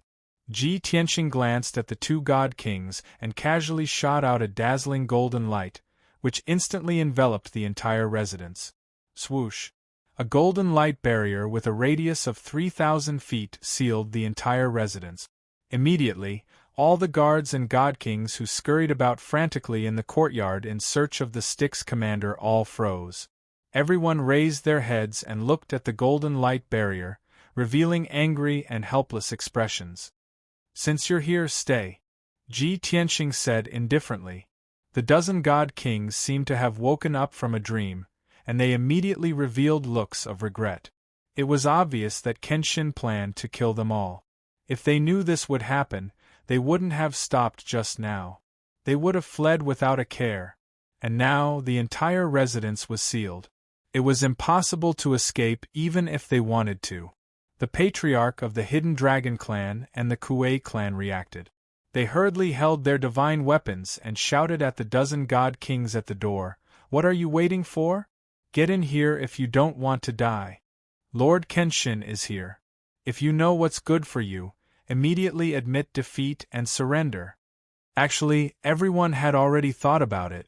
Commander Mingi was definitely not Kenshin's match, and Yudu City would fall sooner or later. Therefore, this outcome was within their expectations. What they cared about the most was whether Kenshin would forgive them and spare their lives. They were so flustered just now because they were afraid that Kenshin would kill them all with just a few moves. Now, it seemed that Kenshin wasn't that cruel and violent. As long as they admitted defeat and surrendered, they still had a chance to live. The dozen god kings heaved a sigh of relief and returned to the study. Only the two guard captains of Commander Mingi's guards stood awkwardly on the spot. Just now, no one else spoke. Only the two of them questioned Kenshin and the 10 region lords righteously. They appeared to be very loyal to Commander Mingi.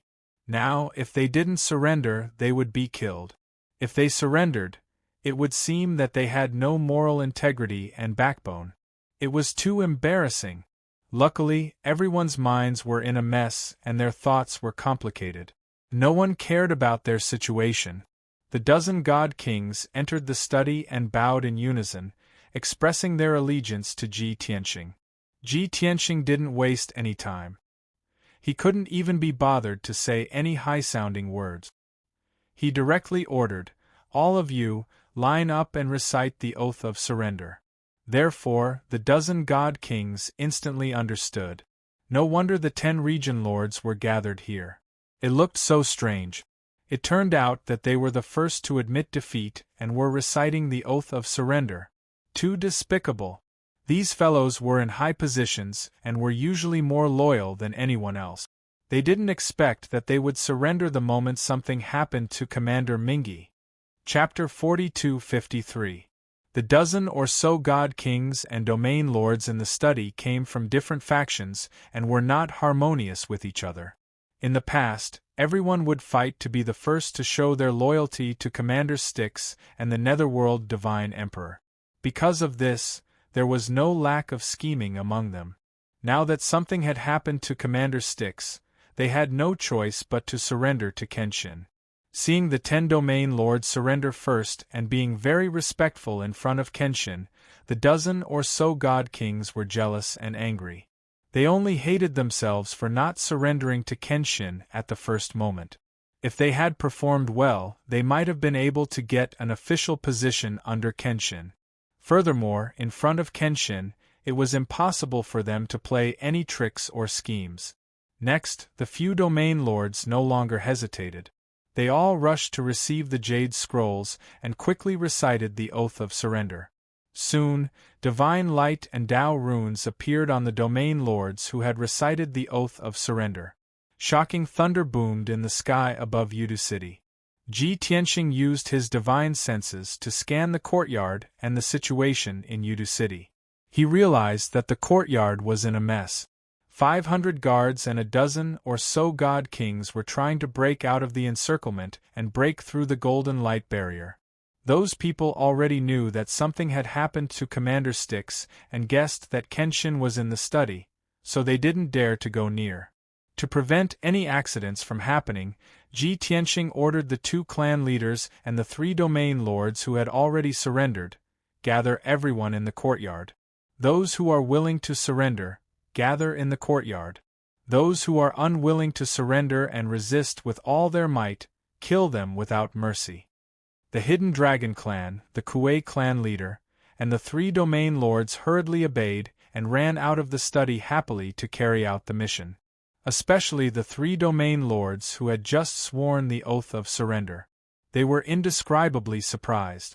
After all, they had just surrendered and received a mission from Kenshin. This meant that Kenshin trusted them and gave them a chance to perform. Didn't they see the envious expressions of those god kings and domain lords who were preparing to surrender? Such a good mission and opportunity to perform, they had to grasp it well and not screw it up. With such feelings, the 3 domain leaders and the 2 clan leaders rushed into the house and flew into the night sky to carry out their mission. Under their shouts, threats, explanations, and persuasions, the 500 guards and god kings stopped panicking. They all quieted down. The 2 clan chiefs spoke the truth, saying that Kenshin Great One was here, already killing the Styx commander. All the soldiers under Mingi's command could be spared from death if they surrendered. Those who resisted would be killed without mercy. The 500 guards and a dozen god kings were filled with fear and doubt. At this time, the 3 region masters jumped out again and said with certainty that Commander Mingi was dead, Yudu City was destined to fall, and Reincarnation Island would definitely be controlled by Kenshin. As time went by, the guards and god kings were thrown into disarray. They gradually began to believe this result. Under the coercion of the 2 clan leaders and 3 domain lords, most of the guards and divine kings chose to surrender and obediently gathered in the courtyard. However, there was a small number of stubborn people who still had hope. They tried to escape from the Golden Light Shield and returned to Netherworld Divine Palace to investigate. The 2 clan leaders and 3 domain lords acted decisively and killed those people with brute force. This shocked everyone, causing the remaining 400 guards and a dozen god kings to obediently stay in the courtyard. They didn't dare to have any other thoughts. After a while, the swearing in the study ended. In order to save time, Ji Tianxing took back the jade scroll. He directly produced a light screen and displayed the contents of the swearing to surrender. He let the domain lords and god kings read it out. Everyone could only read the swearing at the same time with different expressions and tones. The scene was quite interesting, and the atmosphere was a little strange. Fortunately, it was very efficient. In a short time, the dozen people had successfully surrendered and the Heavenly Tao Oath was established. Then, Ji Tianxing brought the surrendered domain lords and god kings out of the study and into the house. In the spacious house, the ground had cracked and the surrounding buildings had collapsed. Broken fences and walls could be seen everywhere. It was a mess. More than 480 guards and 16 god kings stood in the courtyard obediently and waited. Although everyone was mentally prepared, when they saw Kenshin appear, they were still shocked and fearful. Many people looked at Kenshin curiously, but they were intimidated by Kenshin's majestic aura and didn't dare to look directly at him. The courtyard was silent. The domain lords and god kings who had surrendered didn't dare to speak casually. Ji Tianxing took out a dozen shards of godhood and held them in his palm. They were wrapped in golden divine light and displayed for everyone to see. Don't hold on to your wishful thinking anymore. Your Commander Mingi is dead. He said these words with an indifferent expression, but it was like a shocking thunderclap, shocking everyone in the field. Although everyone had expected this result, when they saw with their own eyes that Commander Mingi was only left with a dozen shards of godhood, their hearts were still filled with fear and shock. Just as Ji Tianxing said, the last trace of hope in their hearts was destroyed and dissipated. Since Commander Mingi was dead, what was the point of their stubborn resistance? Even if there were still 50,000 soldiers and more than 200 god kings in Yudu City, what was the use? It's not that we don't want to risk our lives and fight, nor is it that we are not loyal. It's just that Commander Mingi died too quickly. These thoughts flashed through everyone's minds at the same time. Thus, the 400 guards and the dozen or so God Kings no longer hesitated and bowed in unison, expressing their loyalty to Ji Tianqing. The previous scene repeated itself. Ji Tianqing waved his hand and shot out a white light that condensed into a huge screen of light. It floated in the night sky and displayed a simplified version of the Oath of Surrender. The guards and God Kings were already mentally prepared. Without needing Ji Tianqing to say anything, they all recited the Oath of Surrender. 100 breaths later, close to 500 people recited the Oath of Surrender. Their bodies lit up with divine light, and a trace of Tao aura appeared above their heads. In the sky above Yuda City, lightning flashed and thunder roared again. Just like that, all the guards and God Kings in this house were subdued by Ji Tianqing. Next, Ji Tianqing started to give orders and assign many tasks. He first sent a message to the 5,000 soldiers stationed outside the city and ordered them to prepare for battle immediately and wait for orders to attack the south city gate of Yudu City. Then, he ordered the 2 region lords to lead 4 godly king experts to take over the control of the southern city gate. These 6 experts needed to control the south city gate and find a way to remove the poisonous fog outside the city. When the Rebel Alliance's army reached the city, they still needed to open the city gate and welcome the army in. Next, Ji Tianqing ordered more than 20 God Kings and 6 region lords to rush back to the Netherworld Divine Palace immediately. Their task was very simple. They were to fabricate lies and deceive the soldiers stationed at the Netherworld Divine Palace so that they would continue to defend and not retreat. Chapter 42-54. The Netherworld Divine Palace was the core of Yudu City. There were 200 God King powerhouses there, as well as 20,000 elite soldiers. Yudu City was in chaos, and so was the Netherworld Divine Palace. Ji Tianqing was worried that some God King experts would sense that something was amiss and flee with their soldiers. Once that happened, he wouldn't be able to wipe out all the forces loyal to Commander Stick. He would have to spend a lot of time and effort to clean up those that escape. It would be troublesome. Ji Tianqing had already thought of an excuse to deceive the soldiers of the Netherworld Divine Palace. He would say that Kenshin snuck into Yudu City to assassinate Commander Styx and was discovered in time.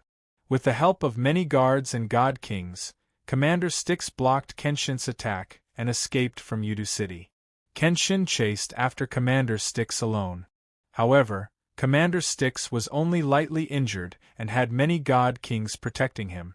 He could also mobilize soldiers to stop Kenshin along the way, so he was safe for the time being. Furthermore, Commander Styx would circle around and try to shake off Kenshin.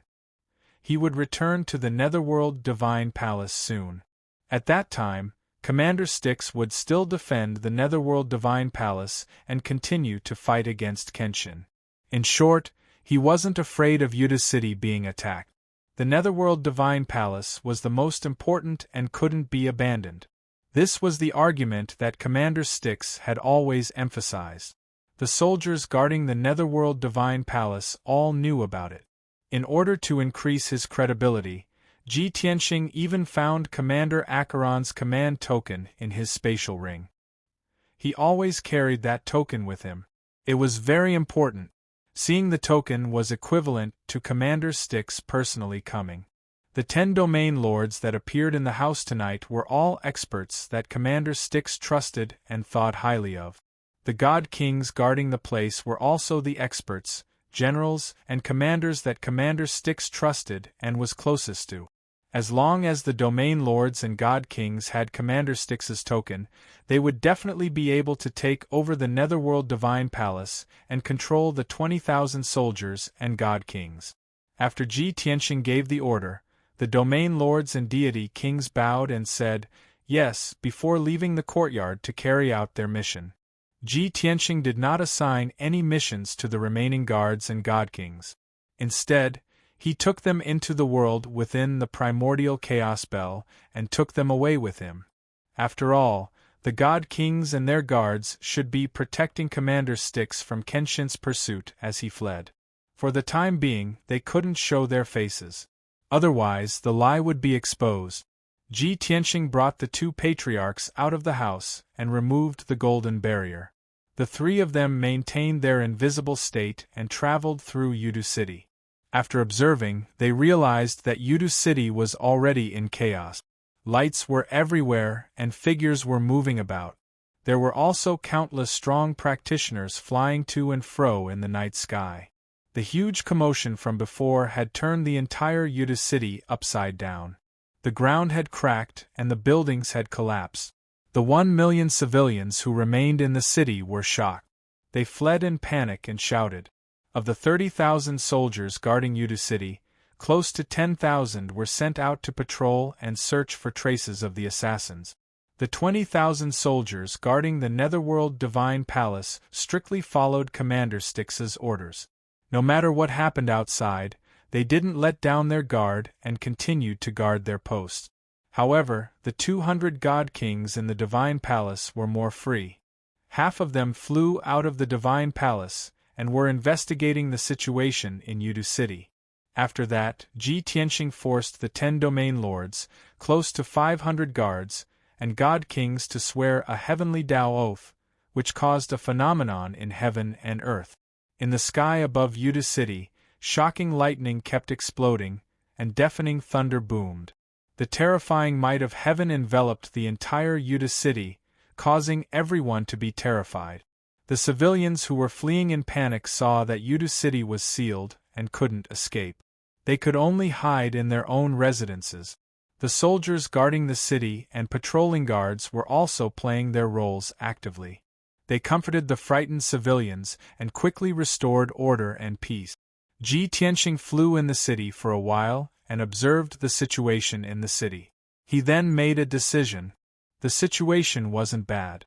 At least, there wasn't too much chaos, and there wasn't a large batch of soldiers escaping Yudu City. From this, it could be seen that the 50,000 soldiers and 200 god kings had firm wills. They were also very loyal to Commander Styx.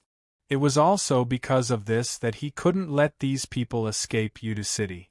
He had to plan carefully and catch them all in one fell swoop. Otherwise, if these soldiers were scattered all over Reincarnation Island, they would stir up trouble in the future. The chiefs of Hidden Dragon and Kuei tribe followed behind Ji Tianxing.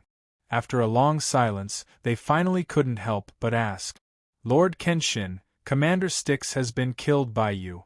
Yudu City has no leader. What should we do next?" "Lord, I think that if we wait for Chief Song He to lead the army here, it will take a few more days. The people of Yudu City are already in a state of panic. If we delay, there might be changes. We have to attack the city as soon as possible and take control of this city." The 7,500 soldiers led by Chief Song He hadn't arrived yet. If Ji Tianxing wanted to attack Yudu City, he could only use the 5,000 soldiers outside the city. And those 5,000 soldiers were the disciples of Hidden Dragon and Kuei tribe. In other words, if Ji Tianxing did that, the merit of conquering Yudu City would belong to these two tribes. They would become the greatest contributors. The two chiefs had made such a suggestion with the intention of snatching the merit, but it was indeed in line with the actual situation. However, Ji Tianxing already had plans. He said calmly, "I will let Yuan and Region Lord and the rest control the South City Gate to ensure that the city gate can be opened at any time and remove the toxic fog outside the city. Only then can we coordinate with the outside and welcome the army into the city. The 5,000 disciples of Hidden Dragon and Kuei tribe also have to be prepared at all times in case of any sudden situations. However, this is just a precautionary measure. There's still a huge risk. After all, with just 5,000 soldiers, it's impossible to control the 50,000 soldiers and 200 god kings in Yudu City."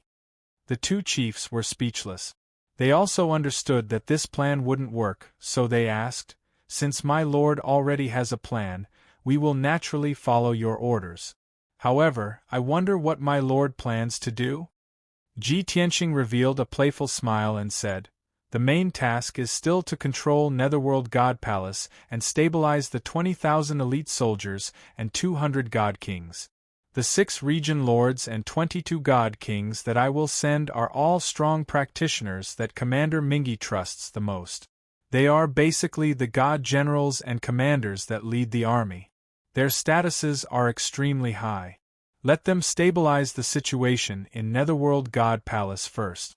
I will enter Netherworld God Palace secretly and control the soldiers and God Kings in batches, forcing them to surrender and swear their loyalty." When the 2 chiefs heard this, they knew that this plan was very reliable and feasible. This method of boiling the frog in warm water could gradually control the 20,000 soldiers and 200 God Kings in Netherworld God Palace. Even if there was a mistake in the middle or someone felt that something was wrong and wanted to escape, it wouldn't cause too much damage.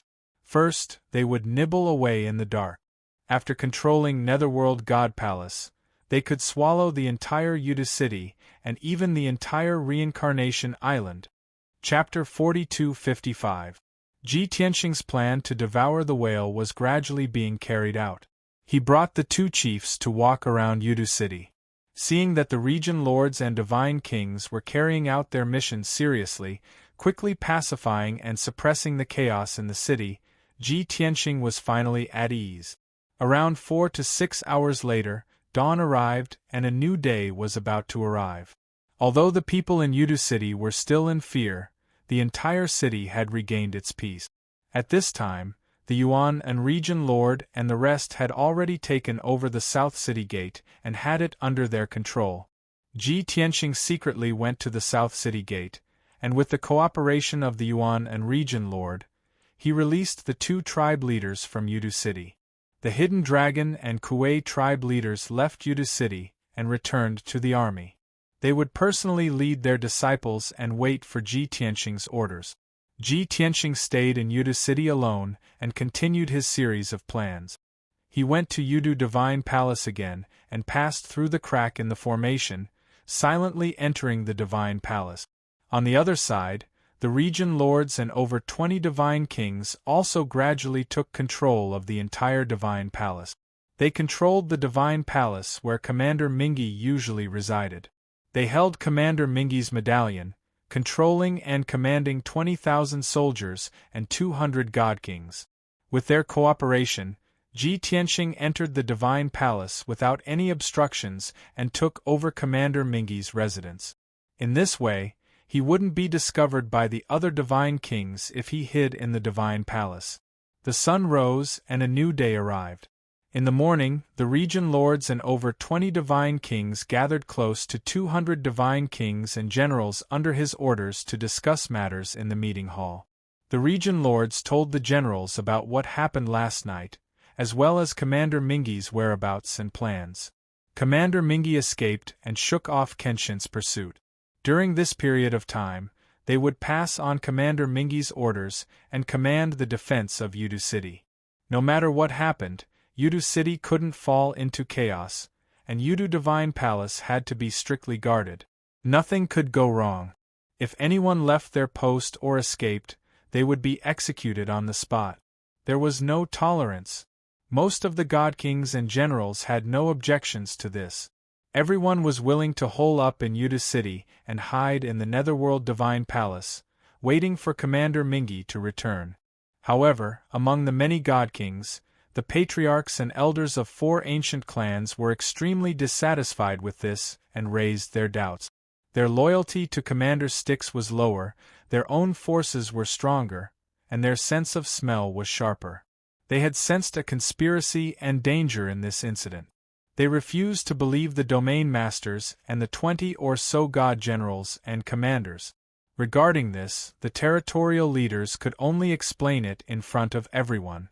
Seeing that the patriarchs and elders of the clans didn't listen at all and still didn't believe it, the domain masters asked them to stay and talk in detail after the meeting. Next, the territorial lords and the most powerful divine generals and commanders made some slight adjustments to the military deployment of Nether God Palace. After the meeting was over, the god kings bid farewell and left to carry out their missions. Only the patriarchs and elders of the 4 ancient clans remained in the conference hall, waiting for the territorial leaders to give a reasonable explanation. They insisted that if the territorial leaders couldn't produce sufficient evidence, they wouldn't be convinced and would refuse to listen to their orders. The best way was to find a way to get in touch with the Nether River commander and have them talk to him. The territorial leaders smiled and nodded in agreement, saying that these conditions could be fulfilled. Thus, the patriarchs and elders of the 4 ancient clans remained in the conference hall, waiting for the results. However, something unexpected happened. More than 10 god generals and commanders quietly left the conference hall and activated the defensive formation of the entire divine palace. A total of 3 formations were activated at the same time. The outermost formation had a concealment effect, blocking all divine senses. The middle formation had a strong defense, and the innermost formation was a sealing formation that sealed the entire divine palace. This way, the people outside wouldn't be able to know what was happening inside the divine palace.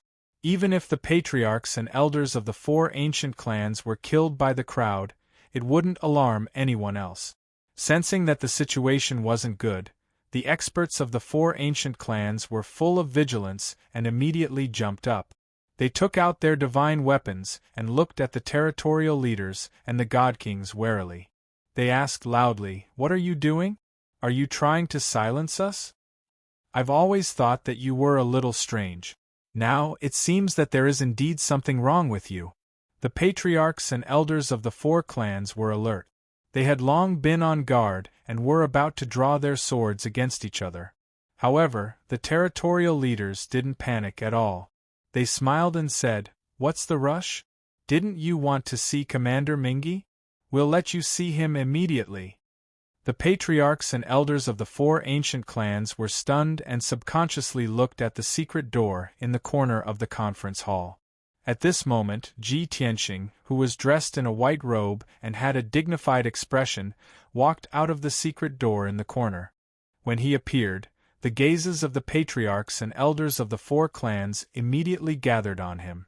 They were dumbfounded at that moment. The conference hall was silent and the atmosphere was very awkward. Even a fool would know that the white-robed youth wasn't Commander Mingi.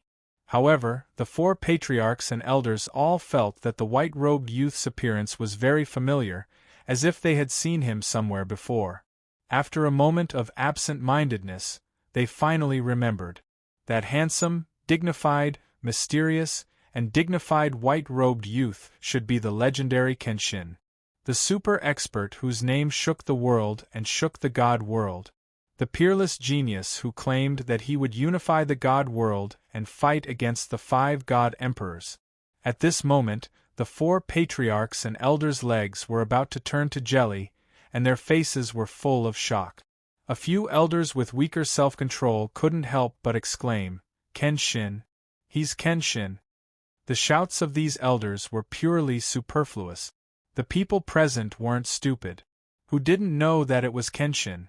However, their exclamations made the atmosphere even heavier and more oppressive. When the 4 patriarchs and elders saw Ji Tianxing walk to the throne at the head of the table, they all subconsciously retreated. They were well aware that the entire divine palace was sealed by a great array and that no matter how hard they tried, they couldn't escape from this divine palace. However, their instincts drove them to move away from Ji Tianxing to obtain a faint sense of security. Ji Tianxing sat down on the throne at the head of the table and looked at the 4 patriarchs and elders indifferently. "Since this lord has appeared here, I'm sure you've already guessed what's going on. If you don't want to die, obediently surrender and pledge your loyalty if you know what's good for you." These 2 simple sentences shocked everyone present. The patriarchs and elders of the 4 ancient clans were speechless and their anger and killing intent dissipated.